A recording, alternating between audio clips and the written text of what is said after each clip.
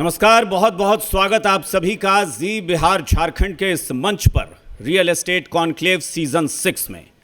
Real estate conclave यानी आपके लिए प्रॉपर्टी का रास्ता जिस क्षेत्र के जरिए गुजरता है वो रियल एस्टेट है। रियल एस्टेट यानी सिर्फ एक ऐसी छत नहीं जिसके सहारे आप अपनी जिंदगी गुजार लें या जिस छत के नीचे आप गुजारा कर सकें, बल्कि रियल एस्टेट का बहुत बड़ा क्षेत्र है और इसका विस्तार भी बहुत तेजी से हो रहा है। यानी अब सिर्फ आशियाना एक खरीदना और उसमें रहना ही लोगों का सपना नहीं है, बल्कि अब रियल एस्टेट का मतलब हो गया है कि आप इन्वेस्टमेंट पर्पस से, निवेश के लिहाज से आप इस क्षेत्र का कैसे इस्तेमाल करते हैं।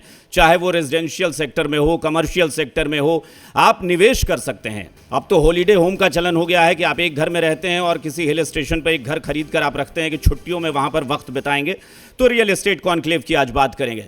जी बिहार झारखंड में आज रियल एस्टेट कॉन्क्लेव का जो आयोजन हुआ है वो इसी मकसद से हुआ है कि आखिर बिहार में रियल एस्टेट की ग्रोथ क्या है। क्योंकि देश के अलग अलग इलाकों की बात करें, खासतौर पर दिल्ली एनसीआर की हम बात करते हैं, कर्नाटक की बात करते हैं, तमिलनाडु की बात करते हैं या हरियाणा की बात करते हैं, जो दिल्ली एनसीआर से थोड़ा लगता हुआ जो इलाका है, वहाँ पर बहुत ज़्यादा डेवलपमेंट है, रियल एस्टेट ग्रोथ है। बिहार में क्या उसी तरह की ग्रोथ देखने को मिल रही है? क्या बिहार में वाकई रियल एस्टेट लोगों को समझ में आ रहा है कि प्रॉपर्टी भविष्य में आपके लिए क्या कुछ बेहतर कर सकती है?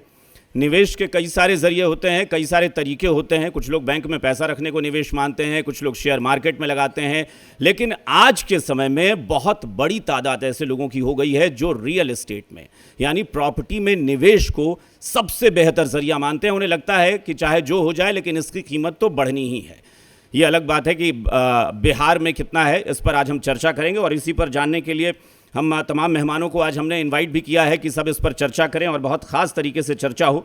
इस कार्यक्रम में जिन लोगों का सहयोग रहा है उनके नाम भी मैं आप लोगों के समक्ष एक बार रखना चाहता हूं। इस कार्यक्रम में प्रेजेंटिंग स्पॉन्सर हैं Venus Star Construction Private Limited. इसके अलावा banking partner State bank of India, special partners Vastu Vihar, Nextwiz Group, Real green Holmes private Limited. इसके अलावा को स्पॉन्सर हैं BMW Ventures Limited, Anshul Group of Companies, Kumar Buildcon Private Limited. तो आप सबका बहुत बहुत शुक्रिया कि आपने इस रियल एस्टेट कॉन्क्लेव में हमारे साथ मिलकर भागीदारी की है। और इसमें आज हम जो चर्चा करेंगे, उम्मीद करते हैं बिहार के लोगों को बड़ा फ़ायदा होगा कि रियल एस्टेट के बारे में समझ सकेंगे, इसके ग्रोथ के बारे में। या फिर एक चीज़ और है कि रियल एस्टेट में ग्रोथ जो है वो बहुत पॉजिटिव हो रही है या बिहार में ऐसा भी लग रहा है कि कहीं कुछ खामी रह जा रही है, इस पर भी हम चर्चा करेंगे, यानी इस पर विस्तार से बातचीत करेंगे। कार्यक्रम की हम शुरुआत औपचारिक तौर पर करें, लेकिन उससे पहले हम चाहेंगे कि दीप प्रज्वलन, क्योंकि कोई भी अच्छा काम होता है तो पहले दीप जलाकर हम उसकी शुरुआत करना चाहते हैं। तो मैं हमारे संपादक, जी बिहार झारखंड के संपादक राजकमल चौधरी सर से और सेल्स के AVP प्रदीप सिन्हा जी से आग्रह करूंगा कि तमाम अतिथियों को मंच पर लेकर आएं और दीप प्रज्वलन के साथ इस कार्यक्रम की औपचारिक तौर पर शुरुआत करें। बड़ा खास होता है कि जब हम दीप प्रज्वलित करते हैं और बहुत सकारात्मक ऊर्जा जो है उससे प्राप्त होती है, सकारात्मकता का एहसास होता है कि हम दीप जलाते हैं। उसके बाद हम ईश्वर की आराधना करके कोई भी नेक काम करते हैं। तो नेक काम ये है यहाँ से कि रियल एस्टेट कॉन्क्लेव से बिहार के लोगों को संदेश देना है कि हाँ, बिहार भी ग्रोथ कर सकता है या कर रहा है और इसमें कितनी रफ्तार हो सकती है।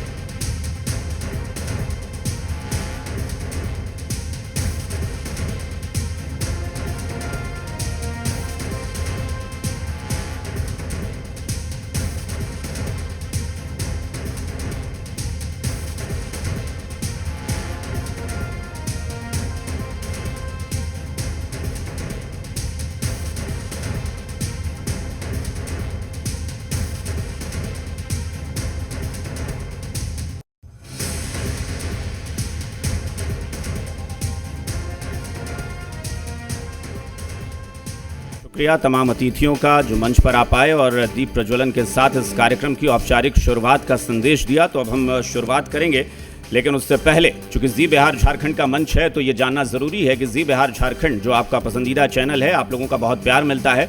कैसे हम सामाजिक सरोकार से जुड़ी हुई तमाम खबरें आप तक पहुंचाते हैं, कैसे हम ग्राउंड पर जाकर एक तरह से रिसर्च भी करते हैं, सर्वे भी करते हैं कि हकीकत में स्थिति धरातल पर किस तरह की है। और वो कोई भी मामला हो, चाहे वो चुनाव से जुड़ी कवरेज हो या अपराध की कोई बड़ी घटना होती है या कोई प्राकृतिक विभीषिका होती है या फिर इस तरह का कोई आयोजन होता है जिसके ज़रिए हम लोगों को बताते हैं कि हाँ, ये जो आयोजन है वो इस मकसद से है कि आप भी जानें कि किस क्षेत्र में कितनी गुंजाइश बिहार में बन रही है, कितनी तरक्की हो रही है। तो जी बिहार झारखंड से जुड़ी एक रिपोर्ट देख लेते हैं, उसके बाद हम सेशन की शुरुआत करेंगे।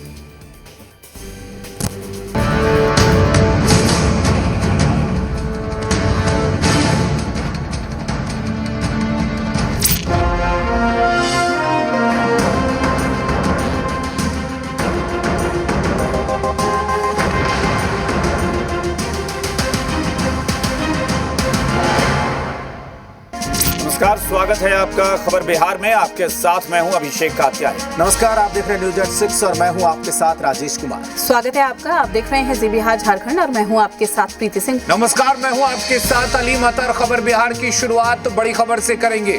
नमस्कार, स्वागत है आप सभी का, आप देख रहे हैं खबर बिहार और मैं हूं आपके साथ राहुल सिंह। नमस्कार, स्वागत है आपका बात बेबाक में। आपके साथ मैं हूं अभिषेक कात्याय।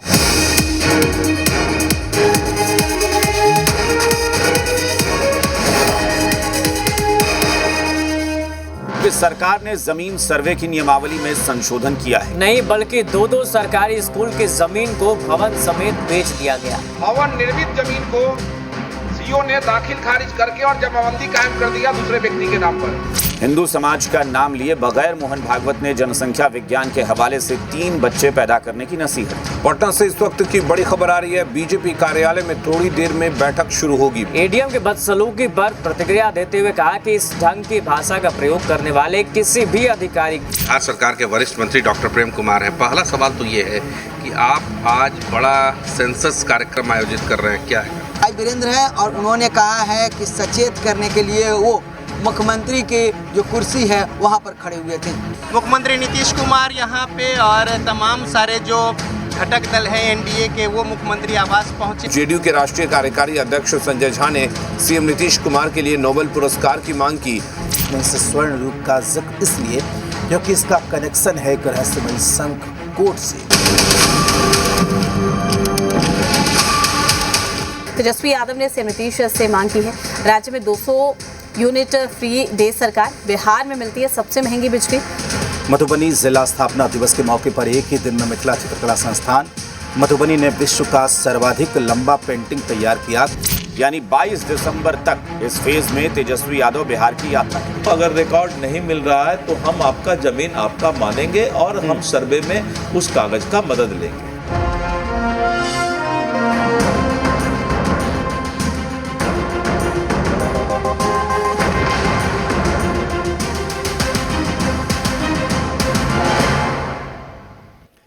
और अब सेशन की शुरुआत का वक्त हो चला है और रियल एस्टेट कॉन्क्लेव की जब हम बात कर रहे हैं और प्रॉपर्टी की बात करते हैं तो जाहिर तौर पर बहुत सारी चीज़ें दिमाग में आती हैं कि हाँ, फलां प्रोजेक्ट में निवेश करना चाहिए या ये प्रोजेक्ट खरीदना चाहिए, कमर्शियल में जाना चाहिए, रेजिडेंशियल में जाना चाहिए। लेकिन ये सारी चीज़ें किस चीज़ पर डिपेंड करती हैं, ये बहुत महत्वपूर्ण है और वो है पैसा।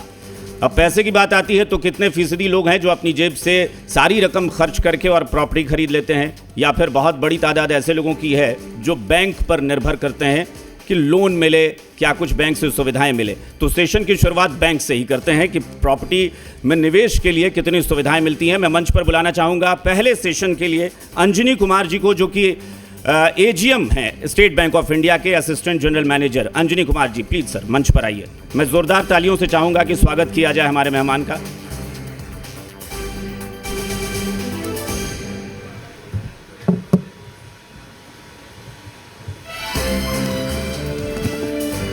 सर माइक ले लें प्लीज। मुझे लगता है कि बैंक की भूमिका क्या है रियल एस्टेट में या किसी चीज़ में निवेश करना हो या प्रॉपर्टी खरीदनी हो, कोई भी चीज़ करना हो उसके लिए, तो सबसे पहले तो मैं लोन पर ही फोकस करता हूँ, लोन को लेकर, और ख़ास तौर पर होम लोन। कमर्शियल लोन पर बाद में भी बात कर लेंगे, होम लोन क्योंकि सबसे पहले लोगों की ज़रूरत होती है कि एक आशियाना अपना हो सके। क्या कुछ सुविधाएं हैं आपके बैंक की तरफ से, क्या स्पेशल हो रहा है कि लोगों को होम लोन के लिए आप आकर्षित करते हैं, बुलाते हैं कि आइए होम लोन लीजिए? देखिए, मैं शुरू में ही दो तीन चीज़ें आपके यहाँ पे इस मंच से वो कहना चाहूँगा। भारतीय स्टेट बैंक जो है वो बोलता है हर भारतीय का बैंक है। अगर आप देखिए होम लोन पोर्टफोलियो की अगर अभी बात कर रहे हैं तो हमारे यहाँ अभी करीब 6,94,000 करोड़ का पोर्टफोलियो है आपका पैन इंडिया। और पटना सर्कल में, चूँकि अभी आपने जैसे कहा, आपका जो ओपनिंग रिमार्क्स था उसमें भी आपने कहा था, जो पटना सर्कल में अभी जिसमें कि हमारा बिहार झारखंड दोनों आता है, तो उसमें अभी थोड़ा सा टाइम लगेगा। अभी हम लोगों ने काफ़ी तरक्की की है, बट अभी भी अगर बोलिए तो मुझे लगता है 67 से 68 हज़ार करोड़ का लोन का पूरा पोर्टफोलियो है उसमें। लेकिन अगर बोलिए तो 27 से 28% जो है लगभग हमारा 20,000 करोड़ का पोर्टफोलियो हमारे स्टेट बैंक ऑफ इंडिया का है। तो पहला जो आपके सवाल का जो पहला पार्ट था उसमें यह था जो स्टेट बैंक ऑफ इंडिया हर जो तीसरा आदमी जो यहाँ पे आपका बिहार झारखंड में लोन ले रहा है वो कहीं ना कहीं हमारा कस्टमर है, स्टेट बैंक का कस्टमर है। दूसरा जो आपने कहा, जो सुविधाओं की बात आपने कही, ये हमारा कॉर्पोरेट सेंटर या हम लोग यहाँ जो बैठे हैं, हम लोग काफ़ी तरह के इश्यूज आते हैं जो हमारे कस्टमर्स को, बोरोस को जो फेस करते हैं। उनमें एक है आपका रेट ऑफ इंटरेस्ट। देखिए, हर कोई चाहता है जब भी बैंक से लोन ले तो कम से कम उसको ब्याज देना पड़ेगा।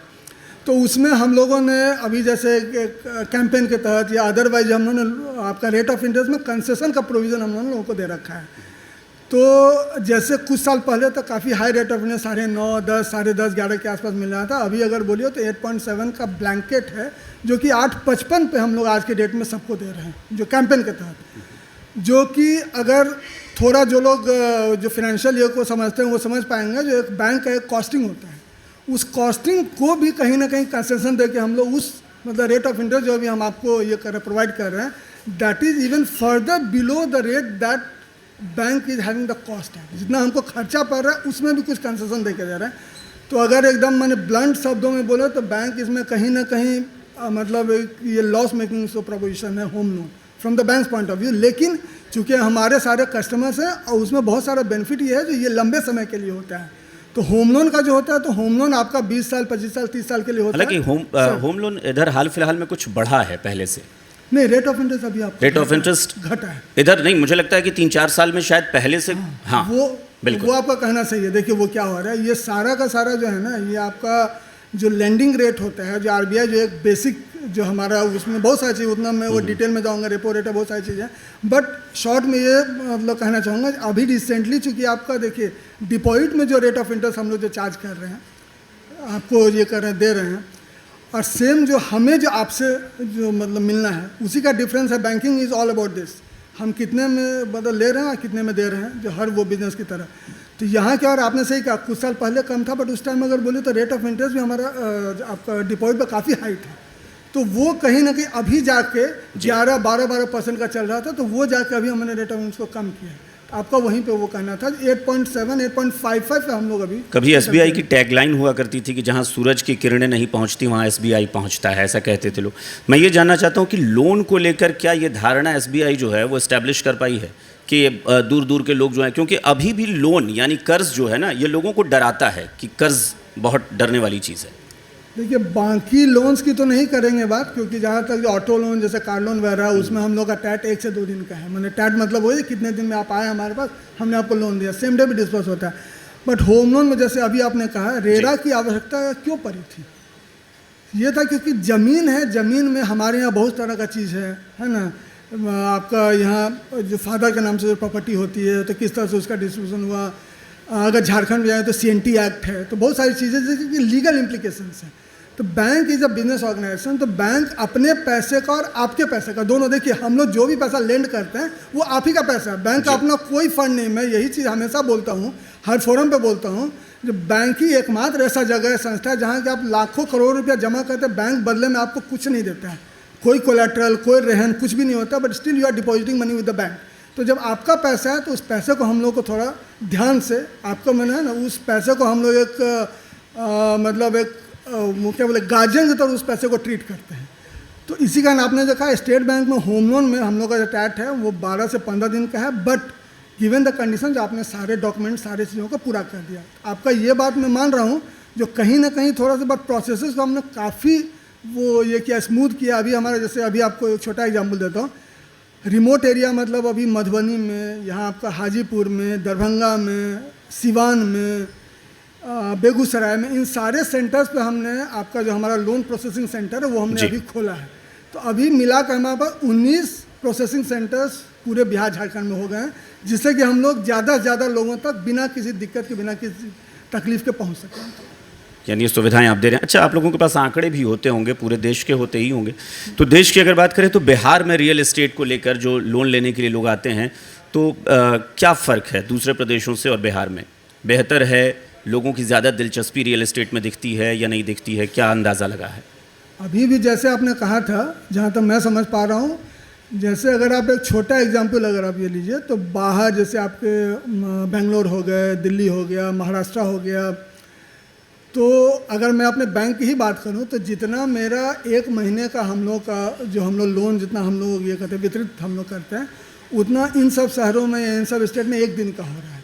तो अभी भी क्या हो रहा है, हमारे यहाँ लोग अभी भी आपका जो वो टैगलाइन है ना जी, घर एक सपना वाला चीज़, तो अभी यहाँ पे हम लोग उसी चीज़ को फॉलो कर रहे हैं। ज़्यादा इन्वेस्टमेंट पे हमने कहा है, इन्वेस्टमेंट जो आपका रियल एस्टेट एक बहुत बड़ा ये चीज़ है, वो उस रूप में अभी तक उसको पूरी तरह से अभी ये लगता है स्थान यहाँ नहीं मिला। लेकिन पटना जैसे सेंटर में बहुत लोग हैं जो कि आपके इन्वेस्टमेंट पर्पस से भी वहाँ पे इन्वेस्टमेंट कर रहे हैं। यानी वो सिर्फ राजधानी तक सीमित है, दूसरे शहरों में अभी बहुत नहीं पहुँच पाया वहाँ है। पर जैसे हम और जैसे मैंने नाम लिया, मान लिया बेगूसराय, दरभंगा, मधुबनी है, वहाँ लोग की जो ज़रूरत होती है तो ज़रूरत के लिए इट्स अ नीड, वो लग्जरी या आपका इन्वेस्टमेंट का भी वो पार्ट नहीं बन पाया। अच्छा, एक बार हमारे दर्शकों को ये बताएं कि चूँकि रियल एस्टेट से जुड़े कौन कौन से लोन हैं जिनको बैंक प्रोवाइड करती है? देखिए, होम लोन में हमारे यहाँ काफ़ी प्रोडक्ट है। अगर इस चीज़ को अगर हम लोग देखें जो किस तरह का, जैसे कि एनआरआई होम लोन, एक तो जो नॉर्मल होम लोन है जो हम लोग देते हैं, उसके अलावा एनआरआई आपका हो गया, एनआरआई जो कस्टमर्स के लिए, जो ओसीआई या जो पासपोर्ट होल्डर हैं दूसरे फॉरेन कंट्रीज़ के, उनके लिए हो गया। फिर जैसे कुछ लोगों को माने आर्मी वालों के लिए हमारे पास वो आपका स्पेशल ये है, शौर्या करके है, या जो सेंट्रल गवर्नमेंट के जो है उनके लिए प्रिविलेज करके है।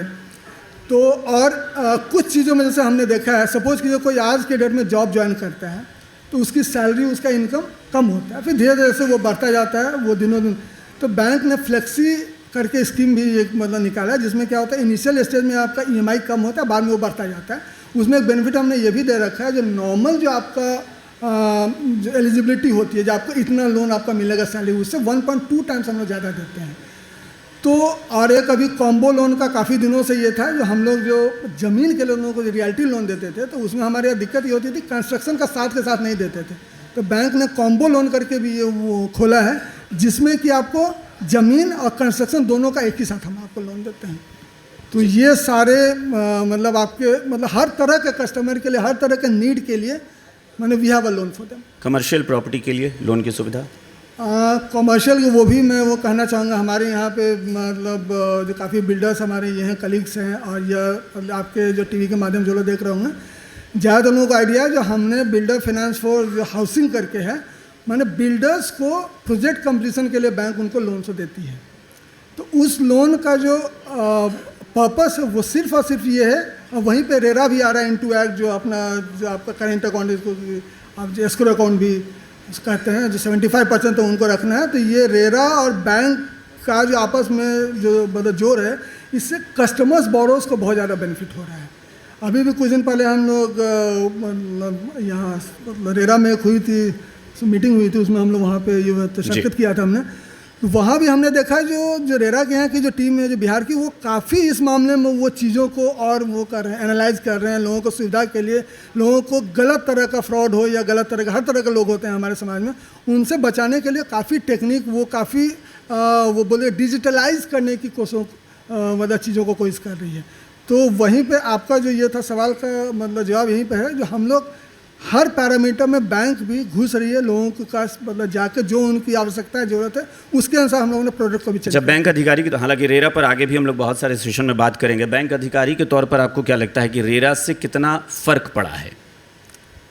देखिए, रेरा से प्राइमरली जो होता है एक कॉन्फिडेंस तो बैंक को भी आया है। अगर आप हमारी बात लीजिए, कल को मेरे पास कोई लोन के लिए आता था तो बगैर टाइटल जो बोलते हैं ना, वो TIR जिसको बोलते हैं, जो टाइटल का इन्वेस्टिगेशन किए बगैर हम कभी किसी नतीजे पर नहीं हम आपको प्राइमरली या होता फेस वैल्यू पे नहीं आपको बोल सकते थे कि ये जो आपका लोन है ये हम आपको कर ही देंगे या हो ही जाएगा। अभी भी हम बोलते हैं जो आपका लैंड है, सारा प्रॉपर्टी आपका, ये जो आपका इनकम है, वो सारा क्राइटेरिया फुलफिल हो रहा है, but it is subject to the condition जो आपका TIR वैल्यूएशन जो होगा वो आपका प्रॉपर होगा। यहाँ पर हमने उस मीटिंग में और भी है तो रेरा कहीं ना कहीं दिन दिन वो भी जैसे जैसे मतलब देखेंगे जो कहाँ पे और वो आवश्यकता है चीज़ों को सुदृढ़ करने का या और ज़्यादा तक नहीं, लेकिन आज के डेट में जो प्राइमरी जो वो फिल्ट्रेशन जिसको बोलते हैं ना, that primary filtration is being done by RERA which gives confidence to the general public as well as the banks in general. जी, अच्छा आखिरी सवाल सर, चूँकि बायर्स के लिए तो बात हो गई, बिल्डर्स के लिए ज़रा बताएं। बहुत सारे बिल्डर्स यहाँ पर मौजूद हैं और मुझे लगता है कि वो भी जानना चाहेंगे, या फिर उनको तो पता होगा तो दर्शक भी जानना चाहें कि अगर कोई इस बिज़नेस में, रियल एस्टेट के बिज़नेस में, यानी कि बिल्डर बनना चाहता है, कुछ कंस्ट्रक्शन कराना चाहता है, उसके लिए क्या सुविधाएं हैं? क्योंकि हालांकि आजकल तो निवेशकों से भी एडवांस लेकर बहुत सारी चीज़ें होती है, लेकिन फिर भी जिस बड़े अमाउंट की ज़रूरत होती है उसमें भी बैंक पर बहुत निर्भरता होती है।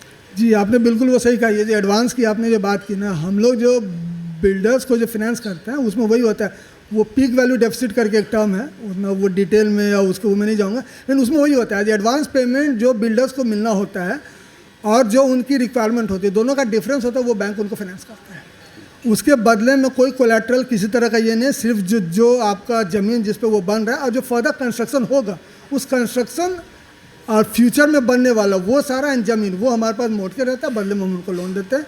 उसमें भी दो तरह का चीज़ है, एक तो पहला ये है जो उनको अगर 3 साल के अंदर में उन्होंने रिपेमेंट अगर कंप्लीट करना है, उनको लग रहा नहीं मेरा 2 साल या 2.5 साल में मेरा जो है वो आपका प्रोजेक्ट वो कंप्लीट हो जाएगा 3 साल में, अगर वो रिपेमेंट करने को तैयार है तो हम लोग उनको ये आपका कैश क्रेडिट या जो ओवरड्राफ्ट बोलते हैं उस तरह से दे सकते हैं, मतलब उसमें जमा करें निकालें उस तरह का फैसिलिटी है। अगर 3 साल से ज़्यादा का अगर है तब उनको फिर टर्म लोन की तरह हम देंगे, जहाँ की EMI फिक्स होता है, जो उनको हर महीने जो हम लोग का जो होम लोन की तरह होता है। अच्छा, रेरा के तहत एक डेडलाइन भी है कि प्रोजेक्ट इतने समय में आपको पूरा करना है, हालांकि लोन तो वो हो सकता है लंबी अवधि के लिए ले रहे हैं, लेकिन क्या अगर बिल्डर रेरा की जो डेडलाइन है वो पूरी उसको नहीं कर पाता है, पार हो जाती है वो डेडलाइन, तो उससे बैंक के लोन पर कुछ असर पड़ता है? नहीं, हमारे लोन पे उसका कोई डायरेक्ट लिंकेज नहीं है, लेकिन हाँ बिल्डर्स को जो हम जो फाइनेंस करते हैं उसमें या उनके साथ जो एग्रीमेंट होता है उसमें ये होता है जो चूँकि रेरा का जो टाइमलाइन होता है that timeline has to be अडहेड टू, वो उनको उसी के अंदर में करना है, अदरवाइज एक्सटेंशन का है वो प्रोविज़न है, लेकिन वो रेरा का ये हो गया यूज़।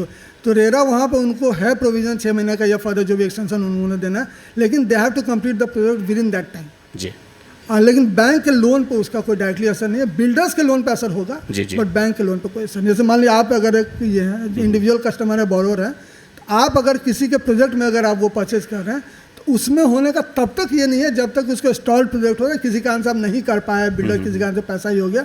और यहीं पे रेरा का आपने कहा 75% चूँकि जितना भी उनका ये आता है, इवन हम लोग जो बिल्डर फाइनेंस देते हैं उसका भी 75% उनके एस्क्रो अकाउंट में ही रहता है, that has to be use only for आपका जो कंस्ट्रक्शन, और वो किसी में यूज़ नहीं कर सकते हैं। तो ये यहाँ पे यानी आप अश्योर कर सकते हैं कि जो देश का सबसे बड़ा बैंक है SBI, वो कस्टमर्स को लेकर, मतलब बायर्स जो हैं उनको लेकर या बिल्डर्स को लेकर जो है वो बहुत नरम रुख रखता है और बेहतर करता है उनके लिए। जी, मैं बड़े मतलब इसको फ़ख्र के साथ इस चीज़ को कहना चाहूँगा, जो स्टेट बैंक जैसे बाकी सब लोग यहाँ पर उसके लिए वॉच करेंगे, हमारे जितने भी और आपके भी जो व्यूअर्स हैं, जो SBI लोग हमेशा बोलते हैं, हमने कितनी बार ऐसा सुना है, बाकी ये नहीं कर सकते, जो SBI अगर किसी लोन को अगर वो देखता है तो उसका मतलब बहुत ज़्यादा दूरगामी है, फिर लोगों को लगता है SBI ने अगर इसको देख लिया तो फिर इसमें और कहीं कुछ गुंजाइश नहीं है, तो कुछ यहाँ पे गलत हो रहा होगा। तो ये मुझे लगता है शायद यही एक ट्रस्ट है, एक वो विश्वास है जो हमारा जो हर भारतीय का बैंक बोलता है। आज हमारा 50 करोड़ का कस्टमर वो बेस है, तो 50 करोड़ मतलब देश का हर आपका दूसरा तीसरा आदमी है वो स्टेट बैंक का कस्टमर है।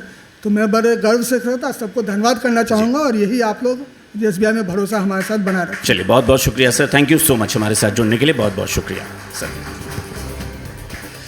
Thank you sir. अगले सेशन के लिए बुलाना चाहूँगा हमारे अगले मेहमान Sanjay Kumar Singh, founder and director Venus Star Construction Private limited. जोरदार तालियां संजय जी के लिए। शुरुआत करते हैं, कुछ अपने बारे में बताइए, कंपनी के बारे में बताइए। सर, हमारा नाम संजय कुमार सिंह है जी। हम वीनस स्टार कंस्ट्रक्शन, माइक थोड़ा नज़दीक ले लीजिए। हम Venus Star Construction Private limited के एमडी हैं जी। और हमारा काम अभी बिहार, दिल्ली और यूपी में चल रहा है। रेजिडेंशियल और कमर्शियल दोनों प्रकार के प्रोजेक्ट। प्रॉपर दिल्ली में या दिल्ली एनसीआर में है? नहीं, हमारा साउथ दिल्ली में चल रहा है अभी। साउथ दिल्ली में चल रहा है जी। और बिहार में ज़रा बताएं। बिहार में हमारा अभी हाल फिलहाल में 2-3 प्रोजेक्ट कंप्लीट हुए हैं, जो लगभग 3 एकड़, 2.5 एकड़, 2 एकड़ में है और 200 से लेकर 300-350 फ्लैट है। और लैंड एरिया तो छोटा है, लेकिन हम लोगों ने पूरी प्रयास किया है कि उसमें जो भी आज के मॉडर्न दुनिया में जो भी लग्जरी सुविधा या अपार्टमेंट्स में जितने भी आधुनिक सुख सुविधा है, उसमें जितना हो सकता है उतने कम ज़मीन में हम लोगों ने पूरा देने का प्रयास किया। रियल एस्टेट सेक्टर में कब आपने सोचा कि चलना चाहिए इस सेक्टर में, और क्या कुछ चुनौतियां आपको लगी बिहार में ख़ास तौर पर? रियल एस्टेट सेक्टर में हम 2011 से हैं। हमारी कंपनी की रजिस्ट्रेशन 2011 में हुई है। बिहार में लगभग 14 साल होने को, 2025 में 14 साल हो जाएंगे। हाँ, 13 साल हो। हाँ जी। तो शुरुआत में तो बहुत सारी परेशानियां थी, लेकिन हमारे क्रेडाई और बिल्डर एसोसिएशन और हमारे बिहार सरकार, ये तीनों ने बहुत सारे बीच बीच में, जैसे बिल्डिंग बाई लॉज है 2014 में, फिर उसके बाद बिल्डिंग बाई लॉज में जो भी कमियां थी वो क्रेडाई ने और बिल्डर एसोसिएशन ने प्रयास करके फिर 2022 में जो भी बिल्डिंग बाई लॉज में कमी थी उसको और सुधारा गया। तो आज के डेट में बिहार में काम करने में बहुत कोई परेशानी नहीं है, लेकिन अभी भी एक परेशानी है। जैसे और राज्यों में देखेंगे तो बहुत बड़े बड़े टाउनशिप हैं, 20 एकड़, 50 एकड़, 100 एकड़, लेकिन हमारे राज्य में अभी भी कम है। अभी स्टार्टिंग में इसका रीज़न ये है कि हमारे बिहार में गवर्नमेंट जो है वो लैंड पुलिंग नहीं करती है, अभी तक नहीं किया है, और सब सारे राज्यों में करती है। जैसे अभी हमारे ऐसा नहीं, हमारे अलावा भी कई एक बिल्डर हैं जो कि बड़े प्रोजेक्ट लाए हैं। हम भी एक बड़े प्रोजेक्ट लाने को सोच रहे हैं, लेकिन यहाँ लैंड एक्विजिशन में बहुत समस्या होता है। जैसे लगभग हमने को 15 एकड़ ज़मीन एक्वायर करने में लगभग 4 साल लग गया, 4 साल का समय लग गया है, और लिटिगेशन भी कुछ ना कुछ होता है। तो मुख्य रूप से हमारे बिहार में लैंड एक्वायरिंग ही मुख्य समस्या है। तो मतलब ज़मीन उपलब्धता नहीं हो पा रही है बहुत ज़्यादा, इसलिए दिक्कत आ रही है। हाँ। अच्छा, अभी एसबीआई से जो सर जुड़े थे वो कह रहे थे कि हाँ बिहार में ग्रोथ तो है, लेकिन अब भी दूसरे प्रदेशों से कम है। तो क्या रियल एस्टेट में डिमांड और सप्लाई में बहुत गैप है कि सप्लाई तो हो रही है लेकिन डिमांड शायद उस तरह की नहीं है? नहीं, डिमांड की कमी बिहार में नहीं है, डिमांड है, यानी बायर्स हैं। सप्लाई बिहार में कम है। उसके पीछे रीज़न ये है कि हम लोग यहाँ पे बड़े बड़े टाउनशिप अभी नहीं ला पा रहे हैं। हालांकि अभी हाल फिलहाल में मालूम चला है कि राज्य सरकार लैंड पुलिंग ला रही है। 10 हमारे बिहार के 10 शहरों में, माइक थोड़ा सा प्लीज़, बिहार के 10 शहरों में प्लांट टाउनशिप आने वाला है। तो अगर ऐसा आता है तो हमको इस बात का उम्मीद है कि हम लोग सारे बिल्डर और राज्यों के तुलना में जितना बेस्ट हो सकेगा बिल्डिंग बना सकेंगे। नहीं, ये मैं समझ गया कि बड़ी टाउनशिप नहीं आ पा रही है, ज़मीन की कमी है, लेकिन डिमांड की मैं बार बार कह रहा हूँ, डिमांड कितनी है? क्या लग रहा है कि वाकई यहाँ बायर्स उस तरह से मौजूद हैं जो सोचते हैं सिर्फ घर नहीं, मैं निवेश की भी बात कर रहा हूँ, कि लोगों को लगता है कि हाँ कुछ दूसरी प्रॉपर्टी भी लेनी चाहिए लाइफ में? नहीं, हमारी अपनी एक्सपीरियंस जहाँ तक है, या है हमारे जो भी बिल्डर हैं जो समय पर बिल्डिंग बना के देते हैं, अपनी क्वालिटी अच्छी रखते हैं, कोई क्वालिटी में कंप्रोमाइज़ नहीं करते हैं, कस्टमर के साथ मतलब ट्रांसपेरेंसी रखते हैं, तो बेचना कोई समस्या नहीं है। नहीं, अगर ऐसा करते हैं तो, लेकिन अगर है ना, अगर आप क्या नहीं करेंगे, ऐसा है? बहुत सारे प्रोजेक्ट्स हैं जो बहुत डिले होते हैं, देरी होती है, ये रेरा के बाद भी ऐसा है। हाँ, तो एक भरोसे की बात तो डिले होने का मेन रीज़न क्या होता है? प्रोजेक्ट डिले होने का मेन रीज़न ये होता है कि जैसे बहुत सारे कस्टमर भी ऐसे होते हैं, जैसे बोलते हैं कि हमको फ्लैट हम एक बार में पैसा देना चाहते हैं, एक बार में पैसा दे रहे हैं, फ्लैट का रेट कुछ कम कर दीजिए। तो हमारे कस्टमर्स और बिल्डर्स, हमारी अपनी दोनों में ये सजेशन रहेगा कि हम लोग किसी भी कस्टमर से पैसा एक बार में नहीं लें। जैसे हम अपने प्रोजेक्ट्स में किसी भी कस्टमर से हम पैसा वन टाइम नहीं लेते हैं, स्टेज वाइज लेते हैं। जैसे आपका जैसे जैसे काम होते जाए वैसे कस्टमर से पैसे लीजिए। जब आपके पास पैसे एक बार बहुत ज़्यादा नहीं आएंगे तो पैसे का डाइवर्सन नहीं होगा, पैसे दूसरी जगह नहीं जाएंगे, पैसे वहीं पर रहेंगे। तो अगर आप पैसे की डाइवर्जन नहीं करेंगे और समय पर बिल्डिंग बनाएंगे तो कस्टमर के साथ ट्रस्ट इशू नहीं रहेगा, तो फिर बेचना भी कोई इशू नहीं है हमारे साथ। अच्छा, चूँकि दूसरे महानगरों की बात करें तो फैसिलिटीज़ भी बहुत सारी हैं। हाँ। क्या लगता है कि यहाँ बिहार में अब भी बिल्डर्स वो फैसिलिटी दे पा रहे हैं जो दूसरी जगह पर हैं, महानगरों में ख़ास तौर पर?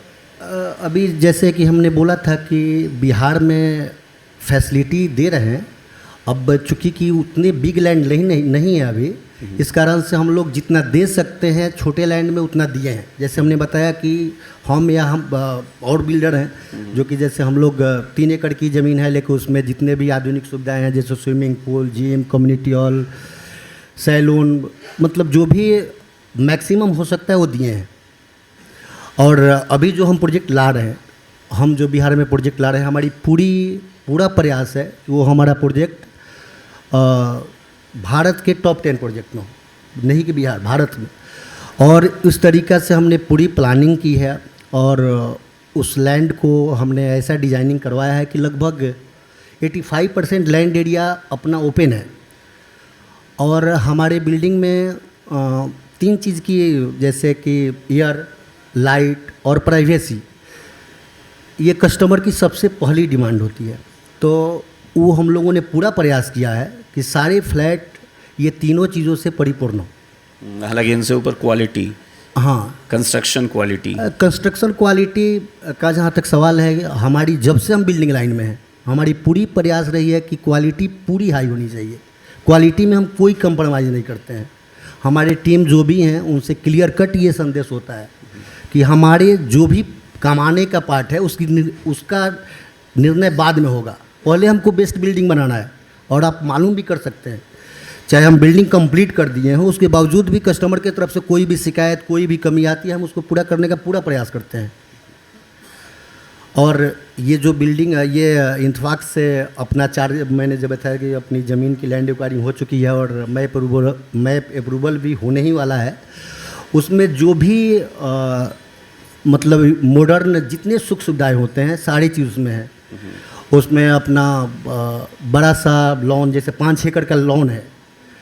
इसके अलावा मतलब 1 लाख स्क्वायर के प्रयास का क्लब हाउस होगा।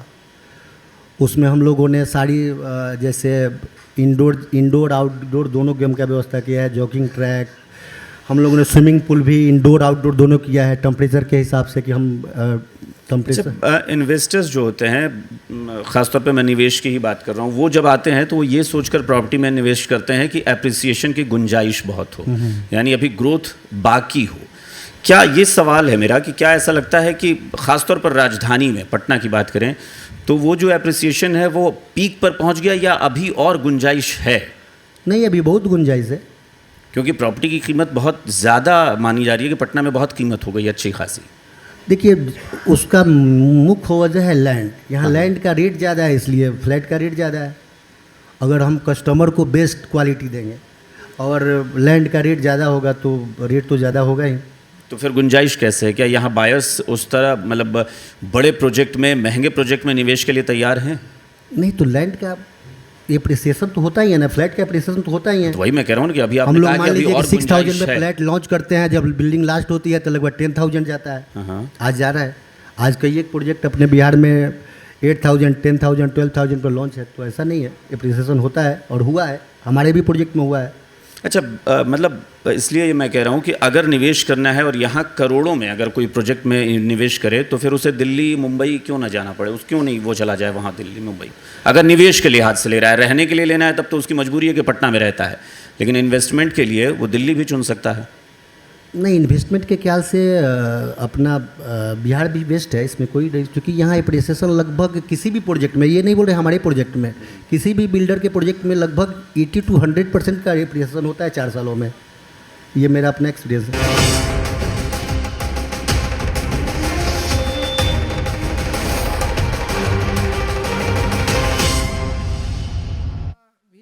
देखना होगा। रेरा का मकसद ये था कि रियल एस्टेट सेक्टर का डेवलपमेंट भी देखना है। केवल रेगुलेशन नहीं था, उसके साथ साथ डेवलपर का भी जो डेवलपमेंट का काम था उसको देखना था, तो वो अभी नहीं देखा जा रहा है कहीं भी। दूसरा ये सबसे माने माइनस पॉइंट भी इसमें है कि रेरा आने के बाद बड़े डेवलपर ही रहेंगे, धीरे धीरे छोटे डेवलपर नहीं रह पाएंगे, क्योंकि जो पहले हम लोग बनाते थे और अभी बनाने का कॉस्ट बहुत अंतर हो गया, क्योंकि सब कुछ आपके पास पहले से अप्रूव होना चाहिए, उतना इन्वेस्टमेंट के लिए अलग से पैसा चाहिए। तो धीरे धीरे फाइनली क्या होगा कि जो इस लाइन में है छोटे छोटे लोग नहीं आएंगे या नए लोग नहीं आएंगे, जिनके पास बड़ा पूंजी होगा वही आ सकते हैं, तो फ्लैट का दाम बढ़ेगा फाइनली। यही तो हुआ, यही हुआ है रेरा से। क्योंकि बहुत जो मैंने अभी कुछ देर पहले भी ये बात की थी कि रेरा में बहुत सारे बिल्डर प्रोजेक्ट में डिले करते हैं, बट बायर्स जो हैं वो बेचारे लड़ते रह जाते हैं। उन्हें लगता है कि नहीं, रेरा ने नियमों के मुताबिक प्रोजेक्ट को कंप्लीट नहीं किया तो शायद हमारा फ़ायदा हो या कुछ हमें जो वो जुर्माना भरेंगे बिल्डर हमारे लिए, लेकिन वो नहीं होता।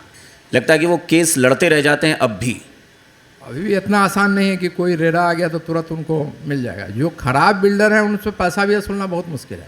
तो ये आपको जज करना है कि मतलब रेरा रजिस्ट्रेशन के बावजूद भी आपको ये जज करना है कि जो बेस्ट बिल्डर कौन है, उसके बाद आप वहाँ पैसा इन्वेस्ट कीजिए।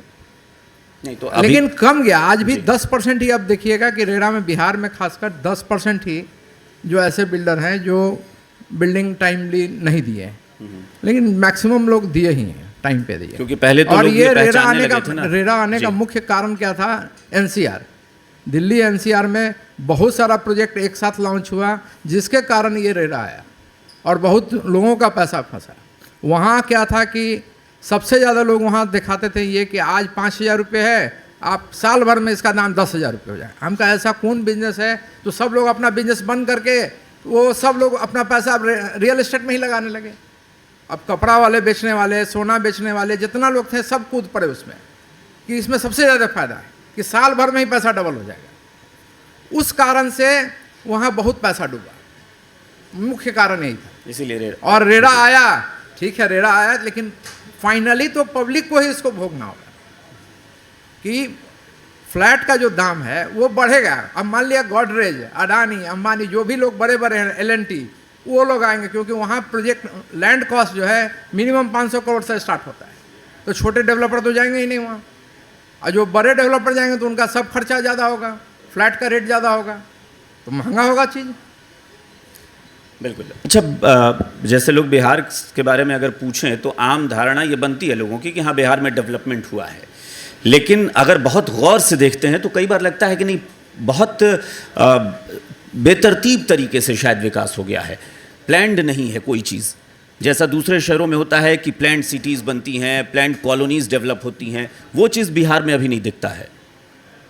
ये हम लोग का दुर्भाग्य कहिए या जो कहिए, सबसे बड़ा है कि हमारे यहाँ मास्टर प्लान पास हुआ लास्ट 19 में जी, उसके बाद जोनल प्लान बनना चाहिए था, जो अभी तक नहीं बना है। और जब तक ये प्लान बनता है तब तक मालूम होगा कि वहाँ मशरूमिंग ग्रोथ हो गया। जो छोटे छोटे बिल्डिंग बनाने वाले हैं, घर बना रहे हैं, वो लोग अपना बिना नक्शा पास कराए हुए घर बनाते हैं, और वहाँ आप कोई रोकने वाला नहीं। हम लोगों ने उसमें सजेशन भी दिया था कि 2 चीज़ आप करें तो तुरंत फ़ायदा हो सकता है। एक तो पूरे जो भी बिहार का शहर है उसके लिए एक मास्टर प्लान लाएं, साथ साथ जोनल प्लान बनाकर रोड कम से कम डिमार्केट कर दें कि ये रोड इतना फिट है, तो लोग उतना घर छोड़ के बनाएंगे। इसका सबसे बड़ा उदाहरण है आसियाना दीघा रोड जो है, वो 90 फीट डिमार्केट किया गया था, उस रोड में आज भी 90 फीट रह गया। कोई भी मकान लोग उस रोड के आगे बढ़ कर नहीं बनाए, सब लोग छोड़ के बनाए। तो ये सबसे ज़्यादा ज़रूरत है कि आज के दिन में कि जो मास्टर प्लान में जो रोड है जहाँ जहाँ है वो सबको पहले डिमार्केट कीजिए, जिससे कि लोग उसको रोड को छोड़ के बिल्डिंग बनाए। और जोनल प्लान तथा जो लैंड पुलिंग का पॉलिसी है, तभी जाके अच्छा शहर बच सकता है, क्योंकि हमारे यहाँ लैंड एक्विजिशन बहुत बड़ा प्रॉब्लम है। तो जो लैंड पुलिंग का पॉलिसी है अगर आ जाए तो उससे सब लोग को विन विन सिचुएशन रहेगा, शहर भी अच्छा बनेगा, जिनका ज़मीन उसमें जाएगा उनको भी बहुत फ़ायदा होगा, और फ्लैट का दाम भी कम होगा, लैंड ज़्यादा अवेलेबल होगा। दूसरा एक और काम करना हो कि हमारे यहाँ सबसे ज़्यादा अगर डेंसिटी देखिएगा, पॉपुलेशन डेंसिटी सबसे ज़्यादा, तो धीरे धीरे खेती का ज़मीन कम हो जाएगा। इसका सेकेंड और थर्ड ऑप्शन में जाते हैं हम लोग की रीडेवलपमेंट के प्लान में जाना चाहिए, जैसे कंकड़बाग, राजेंद्र नगर। और इसका जो हम इसका उदाहरण दे सकते हैं कि हांगकांग सिटी आप देख लीजिए। अब हांगकांग सिटी का आप 40 साल 50 साल पहले देखेंगे और अभी देखेंगे तो वहाँ पहले FSI 2 और 1 था, अभी 6 और 7 FSI है और कोई कंजेशन भी नहीं है ऐसा कि बहुत कंजेशन हो गया। तो उसका एक प्लानिंग करके अगर रीडेवलपमेंट का पॉलिसी लिया जाए तो उससे भी बहुत फ़ायदा होगा। ये मास्टर प्लान बनता है तो ये सिर्फ बड़े बिल्डर्स के लिए है या फिर जो अपने प्राइवेट घर बनाते हैं ज़मीन लेकर उनके लिए? इम्प्लीमेंट कौन करता है? नहीं तो करते कहाँ हैं, कोई इम्प्लीमेंट तो करने नहीं। एक्चुअली होता क्या है कि ठीक है, इम्प्लीमेंट नहीं करते थी तो सरकार का दोष है। हाँ, चूँकि आपने खुद कहा ना कि लोग घर बढ़ाकर बनाते हैं, ज़मीन छोड़कर बनाते नहीं है, तो कुछ तो करना पड़ेगा ना उसको कि कैसे प्लान तरीके से उसको इम्प्लीमेंट किया जा सके। हम लोग तो दरख्वास्त हमेशा देते हैं, हर मंच पर बोलते हैं कि इसको जल्द से जल्द लागू किया जाए। बाकी आप लोग के माध्यम से जाना चाहिए सरकार में। जी अच्छा, रियल एस्टेट ग्रोथ की बात जब करते हैं तो ऐसा नहीं लगता है कि पूरे प्रदेश में डेवलपमेंट एक साथ हो रहा है? कुछ शहरों तक ये सिमट कर रह गया है बिहार में। इसका सबसे बड़ा कारण है इंफ्रास्ट्रक्चर अभी। लेकिन हमारे यहाँ सबसे ज़्यादा अब क्या होना चाहिए था कि हर जो छोटे छोटे जगह में नया एक शहर बसने की बात नहीं। पुराने शहर में तो हम लोग कुछ नहीं कर सकते हैं, लेकिन जो सैटेलाइट सिटी का बात होना चाहिए था वो होना चाहिए।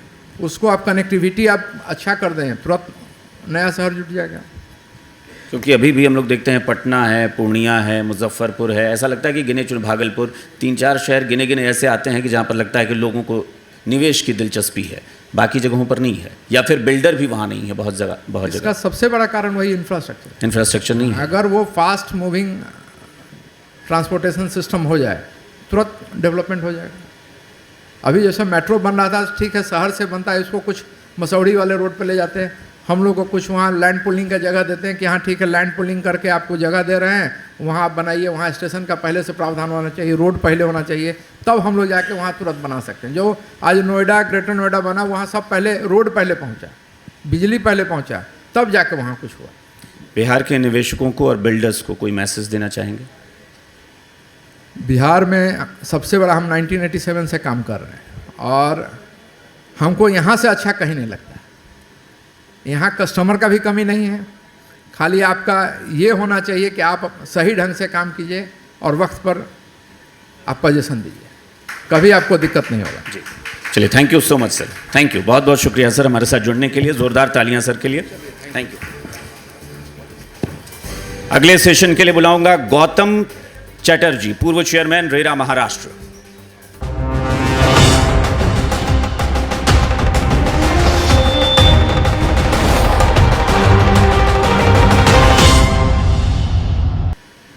जो ट्रस्ट डेफिसिट प्री रेरा था, जो कि बहुत हद तक रेरा आने से घटा है, जैसे कि बैंकर ने भी यहाँ पर बताया कि वो भी चाहते हैं कि रेरा रजिस्टर्ड अगर प्रोजेक्ट हो तो हमको होम लोन देने में हमको आसानी होती है।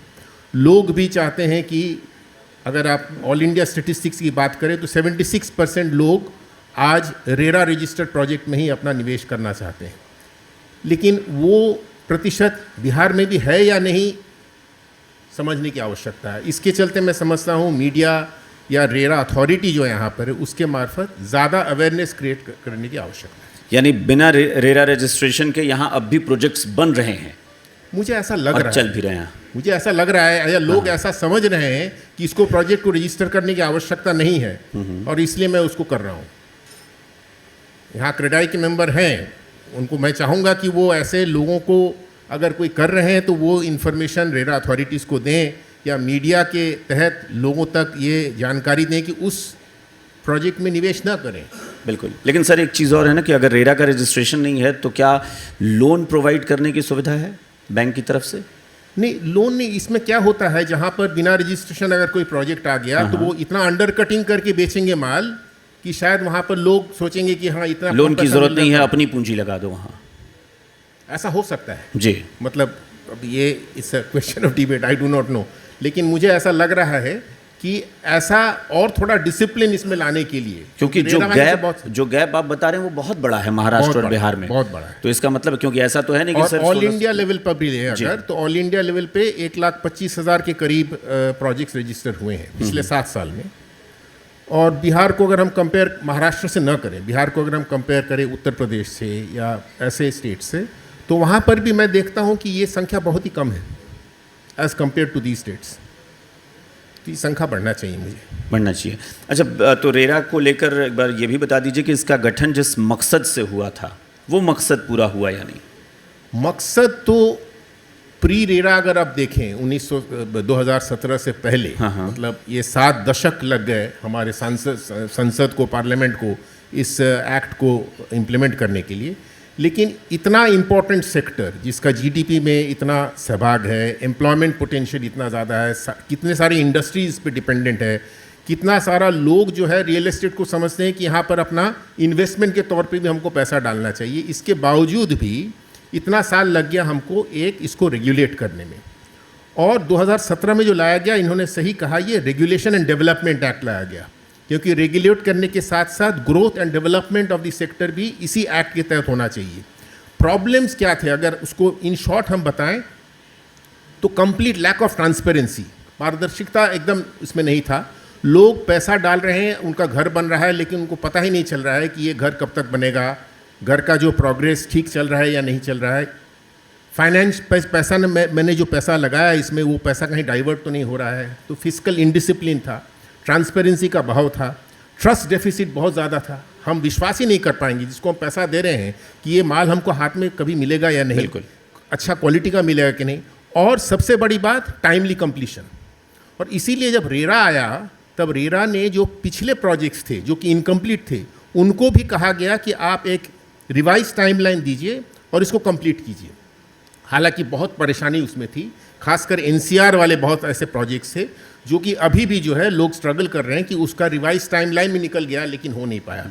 लेकिन बहुत हद तक जो नए प्रोजेक्ट्स आए 2017 के बाद, मैं मानता हूं जैसे इन्होंने भी स्टेटिस्टिक्स दिया, 90% प्रोजेक्ट्स जो नए प्रोजेक्ट्स आए हैं 2017 के बाद 18 के बाद वो टाइमली चल रहे हैं, क्योंकि time is of essence in that. तो ये जो परेशानियां थी सेक्टर में उनको दूर करने के लिए एक्ट को लाया गया। और बहुत हद तक मैं समझता हूं कि इसमें वो ट्रस्ट डेफिसिट भी घटाया गया है। बैंक्स भी जो है, मेरा खुद का अनुभव ऐसा है कि ये प्रोजेक्ट्स 8 से ज़्यादा अगर घर हो या 500 स्क्वायर मीटर से ज़्यादा हो तो ऐसे ही प्रोजेक्ट्स को रजिस्टर करने का प्रावधान है। हालांकि मैंने देखा कि बैंकर्स कह रहे थे बायर्स को कि ये छोटा प्रोजेक्ट है, फिर भी अगर आपको होम लोन चाहिए तो आपके डेवलपर को कहिए कि इसको रजिस्टर कर ले। तो ऐसे बहुत सारे प्रोजेक्ट्स महाराष्ट्र में रजिस्टर हुए हैं जो कि आवश्यकता नहीं थी, फिर भी उन्होंने रजिस्टर इसलिए किया क्योंकि बैंकर्स कहते थे कि हम पैसा तभी देंगे अगर रेरा रजिस्टर्ड हो। तो ये रेरा जो है एक BIS स्टैंडर्ड का एक निशान हो गया था, एक मार्क बन गया कि इसके जरिए आप ले सकते हैं। लेकिन ये भी है ना कि लोगों को ये जो उम्मीद थी, अगर मुख्य तौर पर कहें कि भाई ये एक प्राइवेट सेक्टर है, रियल एस्टेट, जहाँ प्राइवेट बिल्डर हैं वो बना रहे हैं, पैसा आपका डूब भी सकता है या बहुत प्रोजेक्ट में डिले होता है। लोगों को लगा कि इस प्राइवेट सेक्टर को कंट्रोल करने के लिए गवर्निंग बॉडी बन रही है या फिर एक रेगुलेशन एक्ट बन रहा है, कोई अथॉरिटी तैयार हो रही है।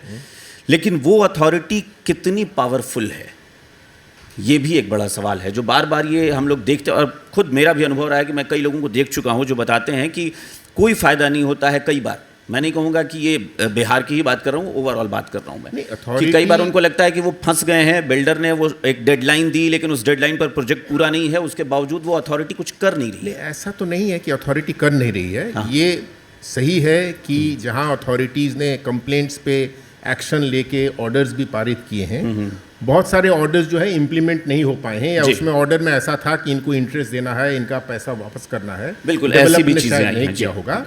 इसके लिए जो है क्या है, कुछ भी परेशानी जब आती है तो उसका सोल्यूशन भी ढूंढा जाता है। ऐसा नहीं है कि अथॉरिटी उसको लेके मान लेते हैं कि भाई हम तो टूथलेस बॉडी हैं, जो करना है करो, हमने ऑर्डर पास कर दिया, हुआ नहीं हुआ। गुजरात ने, महाराष्ट्र ने जो इस पे वो ऑर्डर इंप्लीमेंट करने के लिए और क्या किया जा सकता है, इस पर उन्होंने काम किया है। ऐसे कल ही मैंने महाराष्ट्र में देखा, रिटायर्ड रेवेन्यू ऑफिसर्स, राजस्व ऑफिसर्स को अपॉइंट करके ऐसे ऑर्डर्स जब पास किए जाएंगे तो उसको ऑर्डर की इंप्लीमेंटेशन के लिए क्या और क्या कर सकते हैं, ये किया जा रहा है।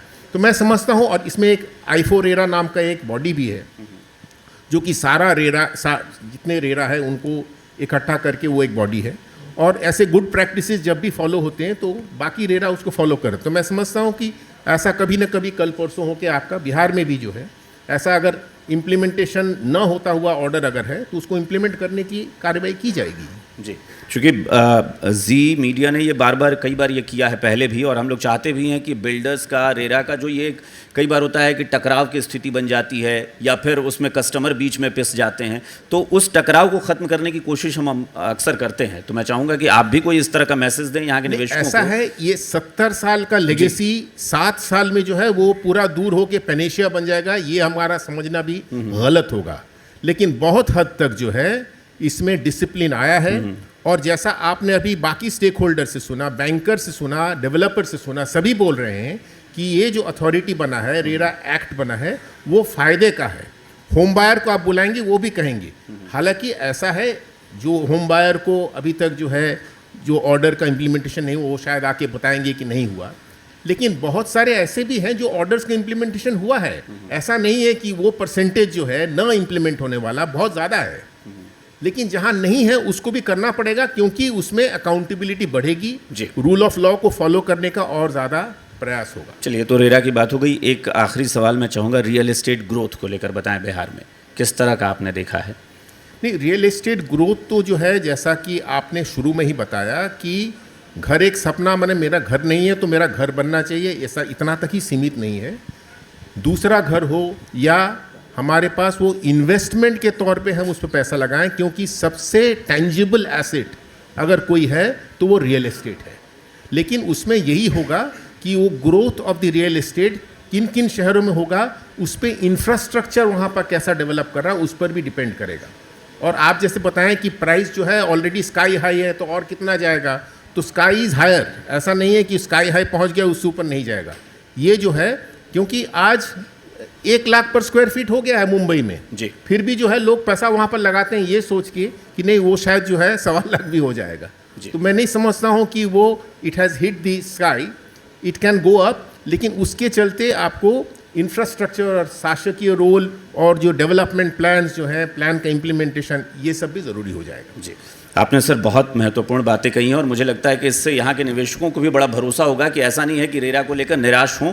उम्मीदें हैं और रेरा ने बहुत हद तक चीज़ें बेहतर की हैं। निराश तो बिल्कुल मत होइए, लेकिन इसमें अवेयरनेस और ज़्यादा क्रिएशन होना चाहिए, और उसमें मैं जी मीडिया को कहूँगा कि आप अग्रसर ऑलरेडी आपने रोल दिया है, ऐसा और कीजिए, लोगों तक पहुँचाइए ताकि लोगों में और अवेयरनेस क्रिएट। जी, thank you so much sir, thank you sir, बहुत महत्वपूर्ण बातें आपने कही हैं, और इसीलिए हम कहते हैं कि ये रियल एस्टेट कॉन्क्लेव बहुत ख़ास है।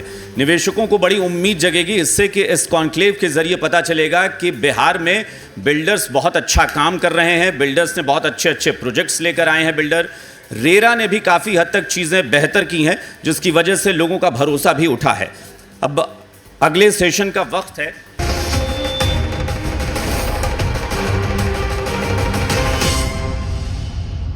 साल पहले अगर हम लोगों ने मेहनत करके कुछ बायलॉज चेंज करवाया, अदरवाइज तो आप G+4 से ज़्यादा बिल्डिंग सोच भी नहीं सकते थे। पटना में, बिहार में जो शुरू में 70s में मतलब लेट 80s में कह लीजिए जो बनी कुछ बिल्डिंग्स 10-12 मंजिल की, उसके अलावा तो फिर G+4 से ज़्यादा आप सोच भी नहीं सकते। जब बिल्डिंग आप ग्रोथ ही नहीं दीजिएगा उसको, लैंड की ऐसे ही स्कैरसिटी है, तो रेट भी ज़्यादा हैं और वो ग्रोथ नहीं हो पाई जो हम लोगों को हो सकती थी या हो सकती है। मुझे तो लगता है कि सर इतनी बार सबने लैंड का जिक्र कर दिया कि ज़मीन की कमी है, ज़मीन की कीमत, अब सरकार भी सोची होगी यार कहाँ से ज़मीन दूँ, क्या करूँ, सरकार भी इस वक्त परेशान हो गई। कमी नहीं है, हाँ, उसको मैनेज नहीं कर पा रहे हम लोग ठीक से। ज़मीन गवर्नमेंट की पॉलिसीज, ज़मीन सब जगह है भाई, ठीक है, डेंसिटी है, पॉपुलेशन डेंसिटी यहाँ ज़्यादा है, बट आप उसको दीजिए ना, हाई राइज बिल्डिंग्स बनवाइए ना। हमारे यहाँ देख लीजिए पूरा गंगा किनारे है, हमारे गंगा किनारे मतलब अब किनारे के नाम के ऊपर 500 फीट तक कुछ बन ही नहीं सकता है। गंगा कहीं से कहीं चली गई। बहुत अच्छा मैरीन ड्राइव, लोग मैरीन ड्राइव बोलता है, बहुत अच्छा गंगा ड्राइव बन सकता था, काफ़ी ग्रोथ हो सकती थी, लेकिन ऐसा कोई प्लान, ऐसा कुछ है ही नहीं यहाँ। तो यानी सिर्फ ज़मीन की समस्या है या कोई और भी कारण है रियल एस्टेट ग्रोथ? पॉलिसी, यहाँ पे जो पॉलिसी मेकर हैं उनका जो मतलब उनको बहुत क्या कहें हम आपको, मतलब सेंसिटिव होना पड़ेगा। जो पॉलिसी मेकिंग में जो लोग हैं या जो जिस डिपार्टमेंट से मतलब हम लोग आते हैं नगर विकास विभाग में, उसमें बहुत सेंसिटिव आदमी को 3-4-5 साल के लिए बिठाना होगा, जो एक अच्छे तरीके से इस चीज़ सेक्टर को समझ पाए और उस हिसाब से ग्रोथ कर सके। सर आपसे, चूँकि आप एक आर्किटेक्ट हैं और मैं चाहूँगा कि सरल शब्दों में थोड़ा सा लोगों को बताएं कि एक आर्किटेक्ट की भूमिका होती क्या है। अच्छा सवाल किया आपने। सरल शब्दों में कि लोग समझ सकें कि हाँ वाकई आर्किटेक्ट की ज़रूरत पड़ती है। आज का टॉपिक रियल एस्टेट का है जी। तो रियल एस्टेट में अगर आर्किटेक्ट की भूमिका कहा जाए तो जिसको विश्वकर्मा कहा जाता है या प्लानिंग, तो कोई भी रियल एस्टेट से संबंधित अगर हम डेवलपमेंट की बात करेंगे तो बिना आर्किटेक्ट के मदद के वो नहीं संभव है।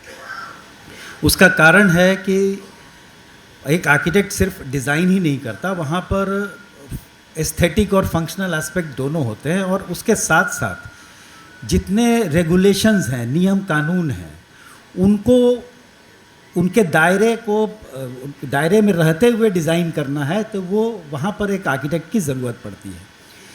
उसकी समझ उस आर्किटेक्ट को है कि किस तरीके से हम रूल रेगुलेशंस को मेंटेन करते हुए हम ज़्यादा से ज़्यादा एक अच्छी चीज़ बनाएं जिसमें कि बिल्डर को भी उसका फ़ायदा हो। मैं सिर्फ बिल्डर सेगमेंट की बात नहीं कर रहा हूँ, आर्किटेक्ट तो सबके लिए करता है। एक साधारण व्यक्ति अगर अपना घर बनाने जाता है तो उसके लिए भी कर रहा है, लेकिन वहाँ भी वो एस्थेटिक फंक्शन और रूल रेगुलेशन का ध्यान रखता है कि उसकी वजह से शहर का जो स्काईलाइन है वो ख़राब ना हो, उसकी वजह से कोई नियम कानून की अवहेलना ना हो जिससे कि बाद में सरकार को दिक्कतें आए या लोगों को दिक्कतें आए।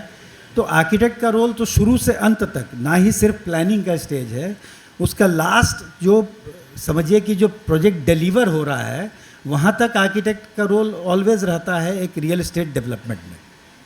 जी। जब मणिकांत जी आपसे, चूँकि ग्रोथ की बात जब हो रही है रियल एस्टेट की, तो बिहार के लोग, बिहार में एक बहुत बड़ी समस्या पलायन की भी है। लोग कहते हैं चले जाते हैं, और वो हर तरह का पलायन है, चाहे वो लेबर क्लास हो या फिर बहुत अच्छे पढ़ लिख कर भी लोग बाहर बड़ी जॉब करते हैं, अच्छा पैसा कमा रहे हैं। उनको कैसे बिहार में इन्वेस्टमेंट के लिए आकर्षित करें, कैसे वापस बुलाएं कि नहीं अगर इन्वेस्टमेंट पर्पज से भी आपको करना है तो आप बिहार को चुनें, कहीं और नहीं। देखिए अभी तो बात चल रही थी, अभी हम लोग मंत्रालय में भी बात किए थे, हमारे यहाँ पे मंत्री जी से आ ही गए, मंत्री जी से भी बात हुई थी जी। तो कुछ एक बार मैं रोकना चाहूँगा, हमारे चीफ गेस्ट यहाँ मौजूद हैं, मंत्री है शहरी आवास मंत्री, शहरी विकास मंत्री नितिन नवीन जी। मैं चाहूँगा राजकमल सर से कि बुके देकर मंत्री जी का स्वागत करें। प्लीज़ बुके लेकर आइए, और मंत्री जी हमारे बीच मौजूद हैं। मैं चाहूँगा ज़ोरदार तालियाँ बजती रहें हमारे मेहमान के लिए।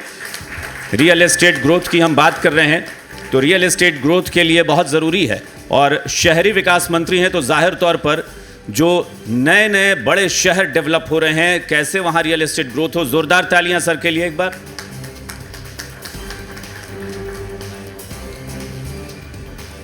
तो हम अपने सेशन की जो चर्चा कर रहे हैं उसको आगे बढ़ाते हैं। जी सर, आप बताएं कि कैसे हम बाहर से लोगों को बुलाएं कि नहीं यहाँ निवेश करने आइए।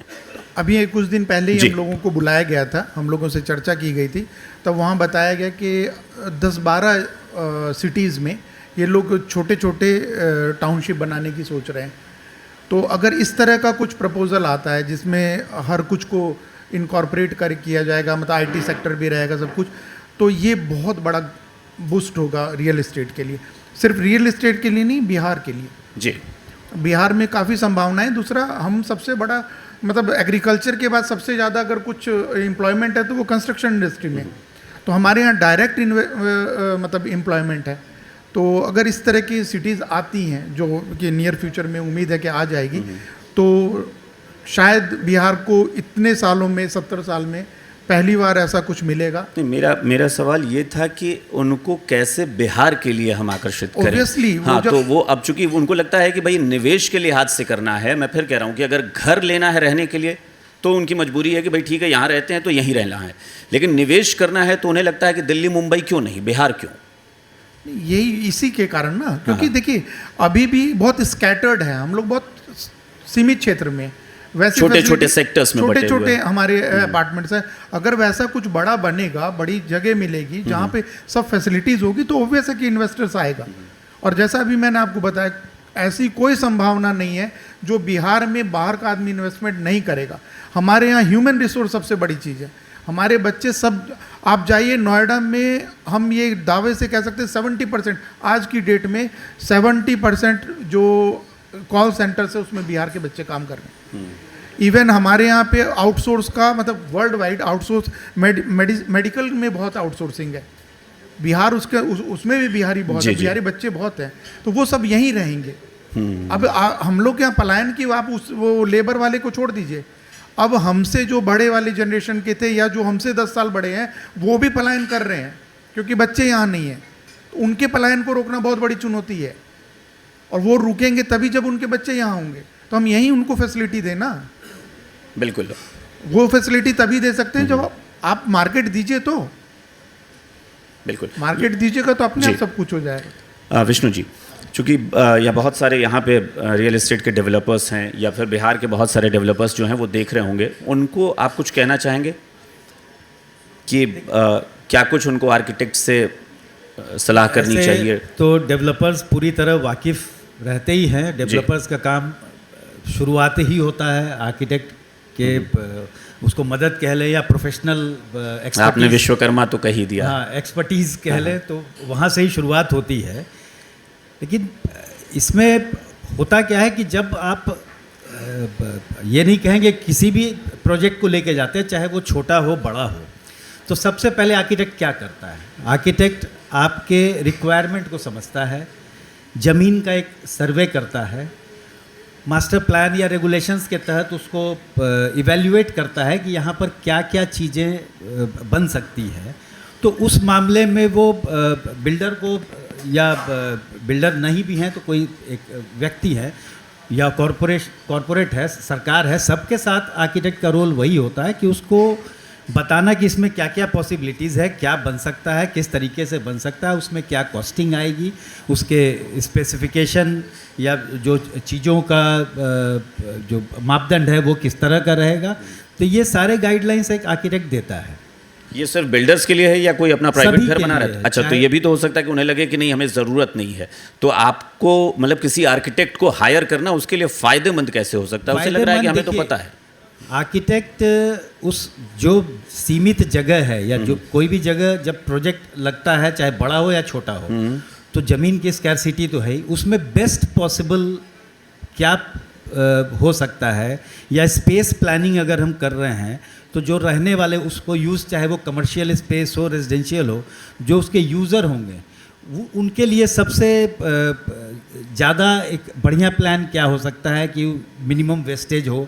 तो ये सारी चीज़ें, चाहे वो हम तो कहते हैं सरकार भी काम करती है, बिल्डिंग्स के कई सरकारी भवन बनते हैं, तो क्या बिना आर्किटेक्ट के तो नहीं बनते हैं? वहाँ भी आर्किटेक्ट से ही उसके डीपीआर बनवाए जाते हैं, उसके डिज़ाइन ली जाती है, उस पर कई बार तो कॉम्पिटिशन्स उस पर होते हैं कि जो अच्छे से अच्छे डिज़ाइन जो आर्किटेक्ट लेके आएगा हम उसको अवार्ड करेंगे।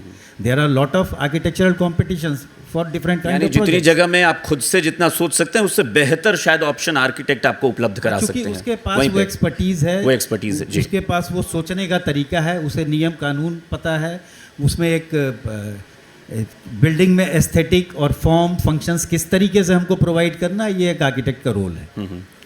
मणिकांत जी, बिहार में क्या कोई ऐसा स्कोप आपको नज़र आता है कि हालांकि टूरिस्ट प्लेस तो बहुत सारे यहाँ पर हैं, लेकिन हॉलीडे होम जिसका मैं जिक्र कर रहा था, या फिर कमर्शियल सेक्टर, इन दोनों में क्या गुंजाइश है कि लोगों को लगे कि बिहार में स्टे करना चाहिए, जाकर निवेश करके एक घर लेना चाहिए कि छुट्टियाँ वहाँ बिताएं?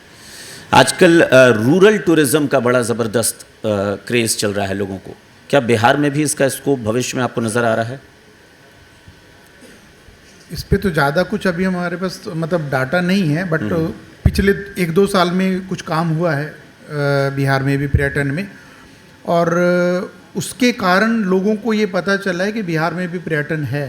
देखिए, हमारे यहाँ नेचुरल वे में पर्यटन का 4 बड़ा, एक तो आप बौद्ध है हमारे यहाँ जैन का है, हमारे यहाँ सिखों का है, रिलीजियस अगर हम लोग देखें तो हमारे पास बहुत कुछ है जो नेचुरली आते हैं, आपको बुलाने की ज़रूरत नहीं, गवर्नमेंट कुछ भी नहीं करती थी उनके लिए। ये पिछले 2 साल 3 साल की अगर हम लोग पर्यटन की पॉलिसीज़ को छोड़ दें, अदर फिर भी वो नेचुरल वे में आते ही आते हैं।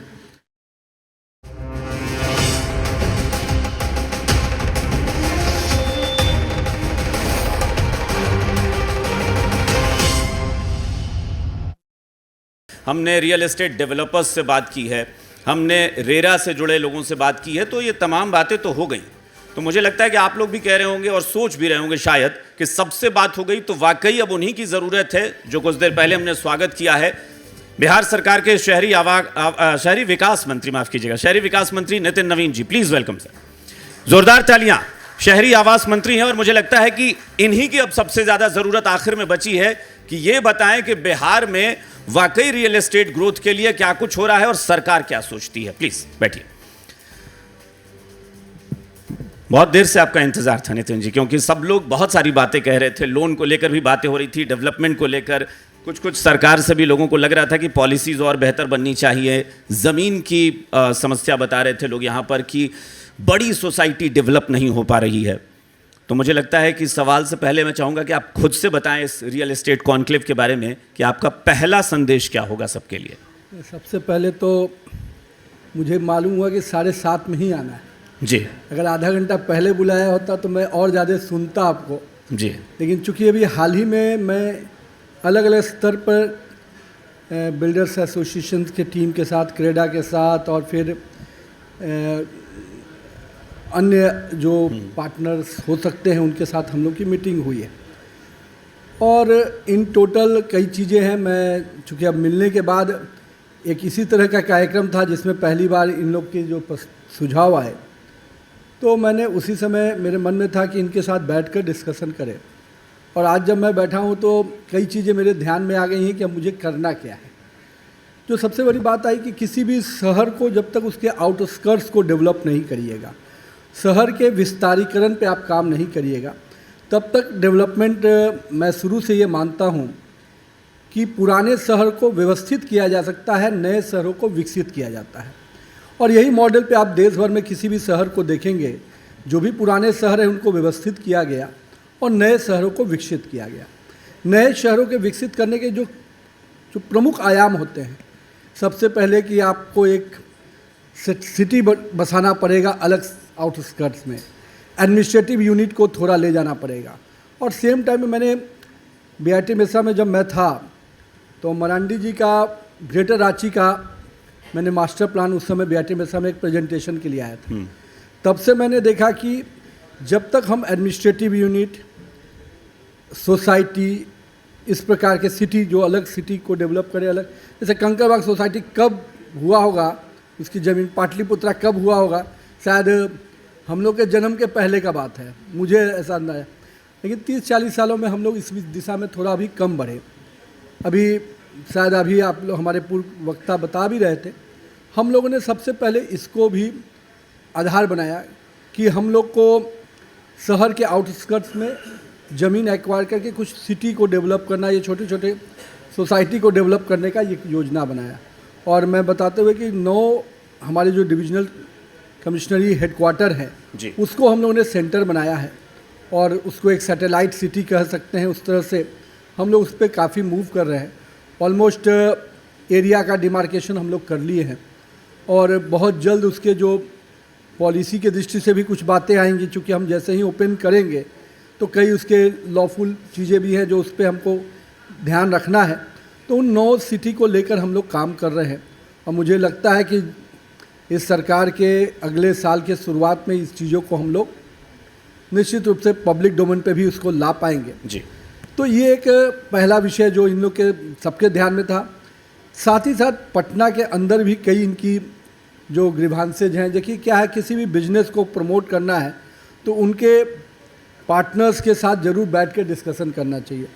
बिजनेस बढ़ेगा तो सरकार को रेवेन्यू आएगा, बिजनेस बढ़ेगा तो कहीं ना कहीं जॉब क्रिएशंस होते हैं, बिजनेस बढ़ेगा तो राज्य का एक जो ये कह सकते हैं पिक्चर चेंज नजर आता। आपने बहुत अच्छा कहा अभी शुरू में कि टूरिज्म और रियल एस्टेट एंड राज्य का डेवलपमेंट बहुत कुछ मिलता है। बिल्कुल, हम लोगों ने कई ऐसे राज्य में देखे कि एक छोटा सा टूरिस्ट स्पॉट पूरे उस एरिया के टूरिज्म को बढ़ा देता है और पूरा सोशियो इकोनॉमिक डेवलपमेंट दिखता है। हम लोगों ने पटना के अंदर जो पटना के कुछ बड़े पॉइंट बनाए हैं वो मेरे लिए शुरू से चैलेंज रहा, लेकिन हम लोग जल्द अब पटना के आउटस्कर्ट्स पे ही ज़्यादा ध्यान दे रहे हैं। पटना के साथ साथ यही प्लान हम लोग अभी हम लोगों ने 43 प्राधिकरण, योजना प्राधिकरण बनाए हैं। इन लोग के एक तरफ से सुझाव भी आए थे कि जो ग्रामीण क्षेत्रों में जहाँ पर हम नए शहर की कल्पना कर रहे हैं, वहाँ पर मास्टर प्लान बनाने के साथ साथ आप नक्शा का प्रोविज़न क्या कर रहे हैं। हम लोग बहुत जल्द उसकी प्लानिंग कर रहे हैं ताकि उन जो ग्रामीण क्षेत्र, जो नया शहर, हम ग्रामीण शब्द का प्रयोग न करके नया शहर जो विस्तारीकरण हो रहा है, उसमें भी नक्शा को इन कंडीशंस हम अलाउ करने के लिए प्रावधान में आगे बढ़ रहे हैं जी। जो एक, ताकि शहर का जो अभी हमारा विस्तारीकरण है 12% के ग्रोथ पे हम लोग हैं, 12% पर शहरी विकास है, और अभी जो हम लोगों ने नए यूएलबी बनाए तो वो 16% पे गया। लेकिन इसके बावजूद आप जब नेशनल एवरेज देखेंगे तो 32% के करीब आसपास है, यानी हम नेशनल एवरेज के आधा पे हैं।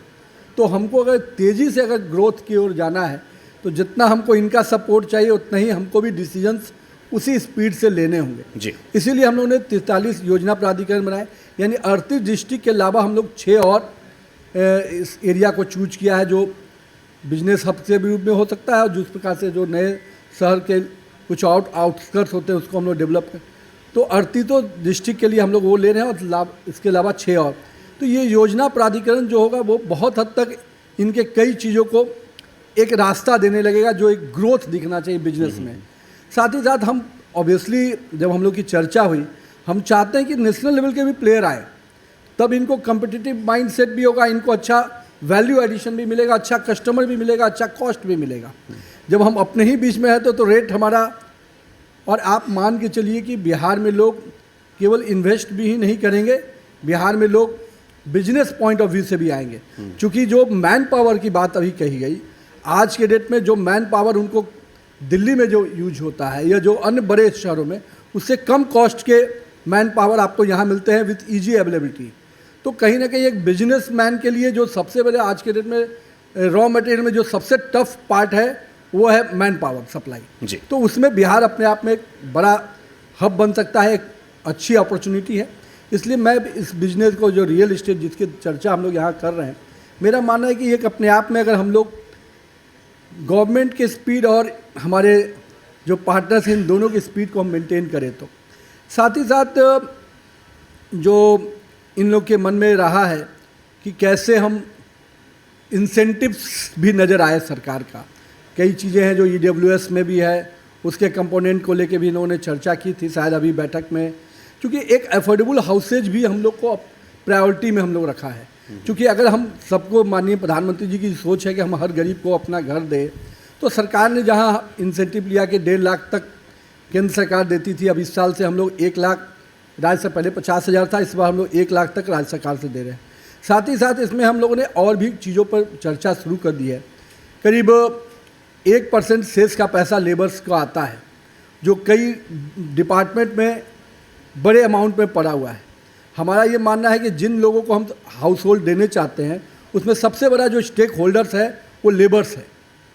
तो मैंने उस पर ध्यान रखते हुए कि एक यूनिट बनाना है अगर अफोर्डेबल हाउस के, तो ऑलमोस्ट 5 से 6 लाख का मतलब जो मेरे को ध्यान में है, क्योंकि मैंने 10 राज्यों के प्रधानमंत्री आवास की रिपोर्ट को मंगाया। मैंने जब उसका अध्ययन किया तो मैंने पाया कि करीब 6 लाख का यूनिट बनता है, कम से कम भी जो 300 का हम लोग चाह रहे हैं EWS के दृष्टि से। तो मैंने देखा कि इस पूरे गैप को हम पब्लिक पे पूरा छोड़ेंगे तो नहीं संभव है। तो मैंने उस गैप को भरने के लिए जो लेबर सेल्स का पैसा है, वो जो लेबर रजिस्टर्ड है, जो अभी हम लोग प्रधानमंत्री आवास जो सेकेंड फेज का जो जा रहा है, उसके सर्वे में हमने इस कंपोनेंट को जोड़वाया। भाई जो लेबर रजिस्टर्ड है वो उसको टिक करेंगे सो डैट कि हम उनको लेबर सेल्स का पैसा से मदद कर पाएंगे। तो यानी अगर हम 1.5 लाख 1 लाख रुपया उसमें और बढ़ा लेते हैं तो हम 4 लाख के कैप पे चले जाते हैं।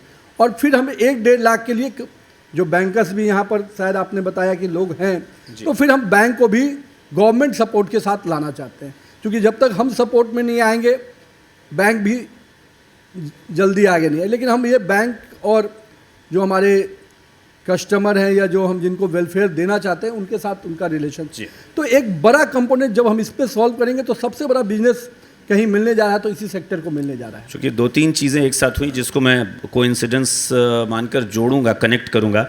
अभी आप इस चीज़ के गवाह रहे हैं कि शहरी विकास मंत्री की जगह बार बार मेरे ज़ुबान से 2 बार लड़खड़ाई और मैंने आवास विकास बोला। तो मुझे लगता है कि वो हाँ, तो मुझे लगता है कि वो बहुत सही, क्योंकि आवाज़ की वाकई बात करनी सबसे ज़्यादा ज़रूरी है। दूसरा कि शायद मुझे लगता है कि आपका जो पॉलिटिकल जो इतिहास या बैकग्राउंड भी रहा है, चूँकि नवीन किशोर सर आपके पिताजी जो हैं वो भी जब विधायक होते थे तो वो शहरी क्षेत्र पाटलिपुत्रा कॉलोनी जैसा पॉश इलाका होता था उनका, पटना पश्चिम तब सीट मानी जाती थी, वो उस इसी नाम से जानी जाती थी, और तब से मैं उस क्षेत्र में रहा भी हूँ, उस इलाके में। आपकी मेमोरी बहुत अच्छी है जी। तो चूँकि इन सब चीज़ों पर नज़र भी रहती थी, तो तब से और इत्तेफाक से आपको शहरी विकास मंत्रालय भी मिला है, तो मुझे लगता है राजधानी की नब्ज़ भी आप अच्छे से समझते हैं, और इसी तरह के डेवलपमेंट और इसी तरह की चीज़ें अन्य शहरों में भी डेवलप हों। चूँकि अभी ये कहा जा रहा था कुछ देर पहले, बहुत सारे लोगों ने कहा कि कुछ सेक्टर्स में हम सिमट कर रह गए हैं, यानी कुछ 2-4 शहर कह लीजिए या 2-4 इलाके कह लीजिए, वो बहुत तेज़ी से अब उसको विस्तार की ज़रूरत है। बिहार में कहते भी हैं कि ज़मीन की थोड़ी समस्या होती है। नहीं, मैंने अभी आपके सामने एक बात रखी, शायद उससे उस चीज़ को सपोर्ट मिलेगा। जब हम योजना प्राधिकरण की बात कर रहे हैं तो हम पूरे राज्य को इसमें ले रहे हैं, और शहरों का विचार हमने नए यूएलबी बना दिए, लेकिन नए यूएलबी को हम व्यवस्थित रूप से और उसमें बिजनेस मॉडल्स के रूप में इसको हम अगर देख सकते हैं तो डेफिनेटली वो ग्रोथ करेगा।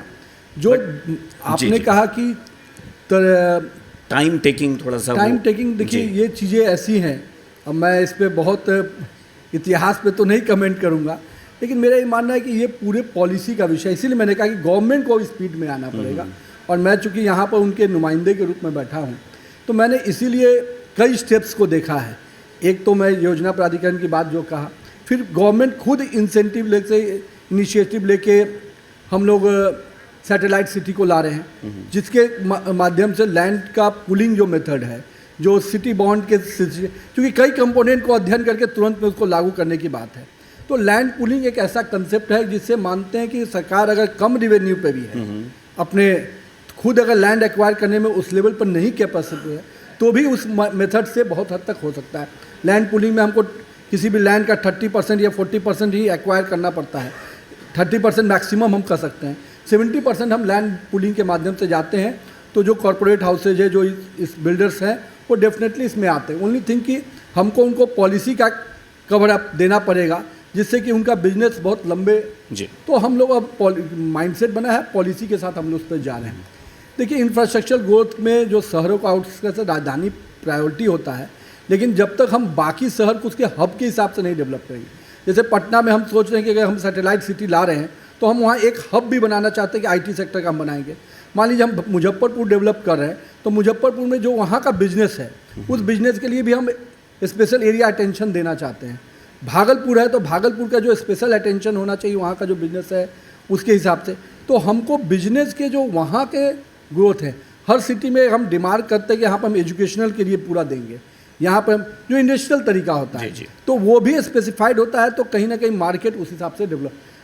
कई राज्यों में हम लोगों ने देखा है कि एक पूरा सिटी नज़र आता है एजुकेशन के नाम से, एक पूरा सिटी नज़र आता है आईटी के नाम से, एक सिटी नज़र आता है अलग इंडस्ट्रियल बेल्ट के लिए। तो हमको एक शहर में सब कुछ हम ला दें ऐसा नहीं, लेकिन कम से कम हर शहरों को एक प्रायोरिटी बेसिस में हम उभारें कि भाई ये हब यहाँ पर रहेगा, और उसके हिसाब से टाउनशिप और प्लानिंग करते हैं, तब हमको लगता है कि हम ज़्यादा लोगों को इनवाइट कर पाएंगे, ज़्यादा लोगों को अट्रैक्ट कर पाएंगे। बिल्कुल, चूँकि अभी हो भी रहा है, जैसे गुजरात आपने बोला ना कि कोई शहर जो है पहचान सूरत है, फिर आप कोटा चली जाइए, एजुकेशन से जुड़ा हुआ है। अभी आप ग्रेटर नोएडा की तरफ चले जाइए तो क्लस्टर्स डेवलप किए जा रहे हैं, जैसे अपैरल सिटी उधर डेवलप हो रही है, या फिल्म सिटी एक नई डेवलप हो रही है। तो उस तरह से भी बिहार में शायद इसकी गुंजाइश आपको लग रही है रियल एस्टेट ग्रोथ के लिए कि बड़े पैमाने पर इसको हो? नहीं, डेफिनेटली मैं तो इसी पर फोकस कर रहा हूँ कि हम अगर उनको चीज़ों को डेवलप करके देंगे, हम उनको बताएंगे कि भाई ये हब हमारा यहाँ पर, जैसे कि सिल्क भागलपुर सिल्क जी, एक बड़ा जोन है, तो वहाँ पर अगर उसके बिजनेस को डेवलप करने के लिए कुछ एरिया हम दिमाग करते हैं तो एक हब के रूप में नज़र आता है। हम लोगों ने इंडस्ट्री को और डेवलपमेंट का और साथ में शहर का डेवलपमेंट, ये तीनों को बहुत अलग अलग करके मैं उसमें सिर्फ एक वही जोड़ रहा हूँ कि चूंकि आपने बोला भागलपुर सिल्क के लिए फेमस है, तो उसको इंडस्ट्री को डेवलप, लेकिन उसकी डेवलपमेंट इस तरह सी होनी चाहिए, इस कदर होनी चाहिए कि लोगों को लगे कि यहाँ निवेश फायदेमंद होगा, और इसीलिए कमर्शियल सेक्टर में निवेश का भी मैं जिक्र कर रहा था, बात सिर्फ घर की नहीं। नहीं, मैं बता रहा हूँ मुजफ्फरपुर के बारे में। मैं सूरत में चुनाव में था, सूरत मैं पार्टी के वर्किंग के दृष्टि से एक लोकसभा देख रहा था सूरत का, गुजरात का जो असेंबली नियर कर, मैंने वहाँ देखा कि सूरत से कपड़े का सबसे अधिक सेंटर कोई है तो मुजफ्फरपुर है। मतलब सूरत के जितने व्यापारी हैं कपड़े से जो बनाते हैं, आप लोग समाओ किसी को जानकारी में सूता होगा, पट्टी का इलाका तो जो सबसे बड़ा जो मुजफ्फरपुर के ही लोग वहाँ जाके सबसे अधिक डेवलप किए। उनका कहना था कि अगर अब बिहार बदला है, हम लोग तो उस दौर में बाहर आए जिस दौर में हमको लगता था कि हमको यंग युवा अवस्था है, हमको बिजनेस करना है, लेकिन अब हम कमा के बैठ गए हैं। अब हमको लगता है कि हम अपने बिहार, तो उन्होंने मुझे उस समय जो बताया, मैं चूँकि वहाँ के कपड़े के व्यवसायियों के साथ भी एक बैठक हुई थी, तो सूरत के मतलब जो 25 अगर लोग होंगे कपड़े के व्यवसाय में, तो मैं आपको कह सकता हूँ कि 15-16 लोग बिहार से गए हुए हैं, और उसमें भी 15-16 में 10 से 11 लोग मुजफ्फरपुर सेंटर के हैं। उनका कहना है कि आज भी मेरा जो बिजनेस है वो पहले हम मुजफ्फरपुर भेजते और मुजफ्फरपुर ऑनवर्ड्स हम पूरे राज्य को भेजते हैं। तो अगर हम फैक्ट्री के रूप में मुजफ्फरपुर को अगर सेंटर बना दें, मतलब उनके हिसाब से, तो हम अपना बड़ा इन्वेस्टमेंट इस एरिया में लाएंगे। अब हम कमा लिए जितना हमको कमाना था, अब हमको कमाने के बाद हमको अब जो भी खर्च करना हम यही खर्च कर रहे हैं। अगर आपके तरफ से एक मेथड डेवलप होता है तो ऐसे कई चीज़ें हैं जी, कई सेक्टर्स हैं। देखिए इस राज्य में पहले कई चीज़ें डेवलप हुई थी, जिस चीज़ों को फतुआ इंडस्ट्रियल एरिया, उसकी एक मार्किंग की गई थी कि हम इस तरह के कंपोनेंट के साथ उस एरिया को डेवलप करेंगे। समाओ बीच के कालखंड में नई चीज़ें हुई, पाटलिपुत्र इंडस्ट्रियल एरिया, सब एरिया में वैसा डेवलपमेंट शुरू हुआ था। इसलिए जो आप हब की बात करें, फतुआ में उस समय लेदर का, जो मेरे पिताजी के समय की बात मैं बता रहा हूँ जी, फतुआ को एक लेदर हब के रूप में विकसित करने की, उसमें फुटबॉल्स बनाना, लेदर के अदर फैक्ट्री, कम से कम 8 से 10 यूनिट, ये मैं 80 के कालखंड की बात बता रहा हूँ, ये 80 में मेरा जन्म के समय का बात है मैं, लेकिन चूँकि पिताजी से मैंने 80 के कालखंड में 8 से 10 यूनिट चमड़े के कारखाने के रूप में वहाँ बने। बाद में वो चीज़ें बंद हो गई। तो मेरा कहना है कि इसलिए बिहार में वो सब चीज़ों की अपॉर्चुनिटी है। और मैंने शुरू में ही कहा, रियल एस्टेट एक छोटा कंपोनेंट है। अगर हम सोचें तो रियल एस्टेट तो चेहरा बनाता है, इसमें दो राय नहीं है, लेकिन जो हमारे पुराने एरिए हैं जहाँ पर ऑलरेडी हाईली डेंसली है, उस पर हम बहुत FAR को लेंगे तो तुरंत में वो एरिया तोड़ने के बाद तुरंत बन जाएगा, लेकिन वो चुनौती हो जाएगी वहाँ के कई चीज़ों को लेकर। इसलिए मैं थोड़ा उस पर डिस्कशन में हूँ, और मेरा मानना है कि जब मैं इन लोग के साथ भी अगर डिस्कशन में बैठूंगा तो मैं कन्विंस कर पाऊंगा। जी, बस और आखिरी एक सवाल ये, हालांकि यहाँ जितने भी डेवलपर्स हैं सब बहुत प्रतिष्ठित हैं, सब इस क्षेत्र में अच्छा काम कर रहे हैं, लेकिन प्रदेश में और भी कुछ डेवलपर्स हैं जिनको लेकर एक सवाल उठा था कि जो रेरा से रजिस्ट्रेशन नहीं कराते हैं। बहुत संख्या कम है ऐसे बिल्डर्स की जो बिहार में रजिस्टर्ड हैं। ऐसे लोग भी हैं जो कम कीमत पर सोचते हैं कि बिना रजिस्ट्रेशन के प्रोजेक्ट बनाओ, और उसमें लोगों के फंसने का डर होता है। इसको लेकर क्या सोच रहे हैं? देखिए, हम जैसे इनके साथ लिबरल होकर वर्किंग करना चाह रहे हैं। इनके कई और सुझाव तो मैं यहाँ से नहीं बताऊँगा, लेकिन सब चीज़ों पे, जैसे इनका था कि 1% हमको डायरेक्ट जो लग जा रहा है उसको आप इंस्टॉलमेंट पे करिए, हम लोग उस पर भी विचार करें। लेकिन जहाँ हम एक तरफ फेलिसिटेट करना चाह रहे हैं, वहीं हम दूसरे तरफ तो कंपल्सन के साथ आएंगे। क्योंकि अगर हम एज ए गवर्नमेंट हैं तो मुझे जहाँ पर आपका साइड सपोर्ट करना है, वहीं पर मुझे अपने कस्टमर को भी, अपने पब्लिक और सोसाइटी को भी प्रोटेक्ट करना है। तो डेफिनेटली रेरा के कई कंपोनेंट को, रेरा के साथ भी हम लोगों ने मीटिंग किया है जी, और उसको भी वो चीज़ों में कैसे हमारे बाकी बिल्डर्स को भी इसमें लाएं, और हम लोग उस पर भी बात करें कि सर्टेन नियम के साथ, रूल्स के साथ उनको भी कवर में लेंगे। बिजनेस करना है, बिजनेस आप करिए, आपके लिए हम गवर्नमेंट एज ए फेलिसिटेटर नज़र आएगा, लेकिन जो हमारे रूल्स हैं, हमारे जो रेगुलेशंस हैं, उसको अगर आप वायलेट करते हुए नजर आएंगे तो डेफिनेटली लॉफुल तरीके से हम स्ट्रिक्ट होंगे। यानी अब सरकार की तरफ से अश्योर करेंगे कि डेवलपर्स और बायर्स दोनों के हितों की रक्षा हो। डेफिनेटली मेरा काम ही यही है। जहां हम पब्लिक के सपोर्ट से यहाँ आए हैं, लेकिन हम पब्लिक में इनको भी मानते हैं। हम पब्लिक केवल एक बायर्स को नहीं मानते, जो सप्लायर्स हैं उनको भी, तो उनके भी हित की चिंता करेंगे। लेकिन सेम टाइम में रेरा का बनने का पर्पस ही यही है कि दोनों को अच्छा प्लेटफॉर्म मिले। ये नहीं कि केवल वो बायर्स के लिए प्लेटफॉर्म्स है। बिल्कुल, इनके कई कंसर्न्स है, कई हमारे प्रोजेक्ट जो नहीं चल पा रहे हैं, उसको कैसे हम लोग लें। बहुत बड़ा चैलेंज है, देश भर में ये चैलेंज है कि जो हमारे बिल्डर्स हैं उनके प्रोजेक्ट अगर असफल होते हैं तो उसको सरकार कैसे हैंड होल्डिंग करे। बिल्कुल, तो ये एक बड़ा विषय है। लेकिन जहाँ हम बायर्स को भी हम पहले देखेंगे, तब हम डेफिनेटली इनको भी विषय को देखेंगे। और मेरे मन में ये है, मैं डिस्कशन में ये विषय आया तो हम लोगों ने भी सोचा कि अगर हम प्रोजेक्ट को जो उसके फेलिसिटेशन पार्ट है, जो इनिशिएटिव, उसमें हम सपोर्ट करें। अब हम प्रोजेक्ट असफल हो जाएगा तब हम हैंड होल्डिंग कर देंगे, ये तो अभी थोड़े दूर की सोच है। लेकिन इनके जो स्टेप्स में हैं, जैसे इंस्टॉलमेंट की बात आई, फिर इनका कई और सुझाव थे जिस पे हम लोग काम कर रहे हैं। एक विषय था EWS को लेकर, उस पर भी हम लोग बहुत फ्लेक्सिबल हैं। 2000 का शायद अभी आप लोग का कुछ है और उसको भी हम लोग आगे बढ़ाने के लिए हैं। प्लस अभी 8% का कुछ मामला आया था जो टैक्स आप लोग को पड़ जा रहा है नक्शे के समय और बाकी चीज़ों को लेकर, उसको भी हम लोग जल्दी रिलैक्स करने के मूड में हैं। एक ऐसा बीच का पॉइंट लाएं जिससे कि इनको भी एक अच्छा सपोर्ट मिले और सरकार को भी रेवेन्यू मिले। तो हम तो जहां एक और फेलिसिटेटर नज़र आएंगे, वहीं बायर्स को भी प्रोटेक्ट करना हमारा जिम्मेवारी है। बिल्कुल, ये जिम्मेदारी भी आपकी है। बहुत बहुत शुक्रिया, ज़ोरदार तालियां नितिन जी के लिए। थैंक यू सो मच आपका हमारे लिए वक्त निकालने के लिए। लेकिन मैं आपको मंच पर रोकना चाहूँगा, बुलाऊँगा हमारे संपादक राजकमल सर को, प्लीज़ मंच पर आइए। और हमारे AVP sales Pradeep Sinha ji, please आप भी मंच पर आइए। वक्त है सम्मानित करने का तमाम यहाँ अतिथियों को, और एक एक करके मैं बुलाऊंगा जिनका सम्मान करना है। सबसे पहले बुलाना चाहूँगा Sanjay Kumar Singh, Venus Star Construction Private limited. मंच पर आइए, ज़ोरदार तालियां संजय जी के लिए। तो रियल एस्टेट कॉन्क्लेव में तमाम मेहमानों ने अपनी अपनी बातें रखी हैं।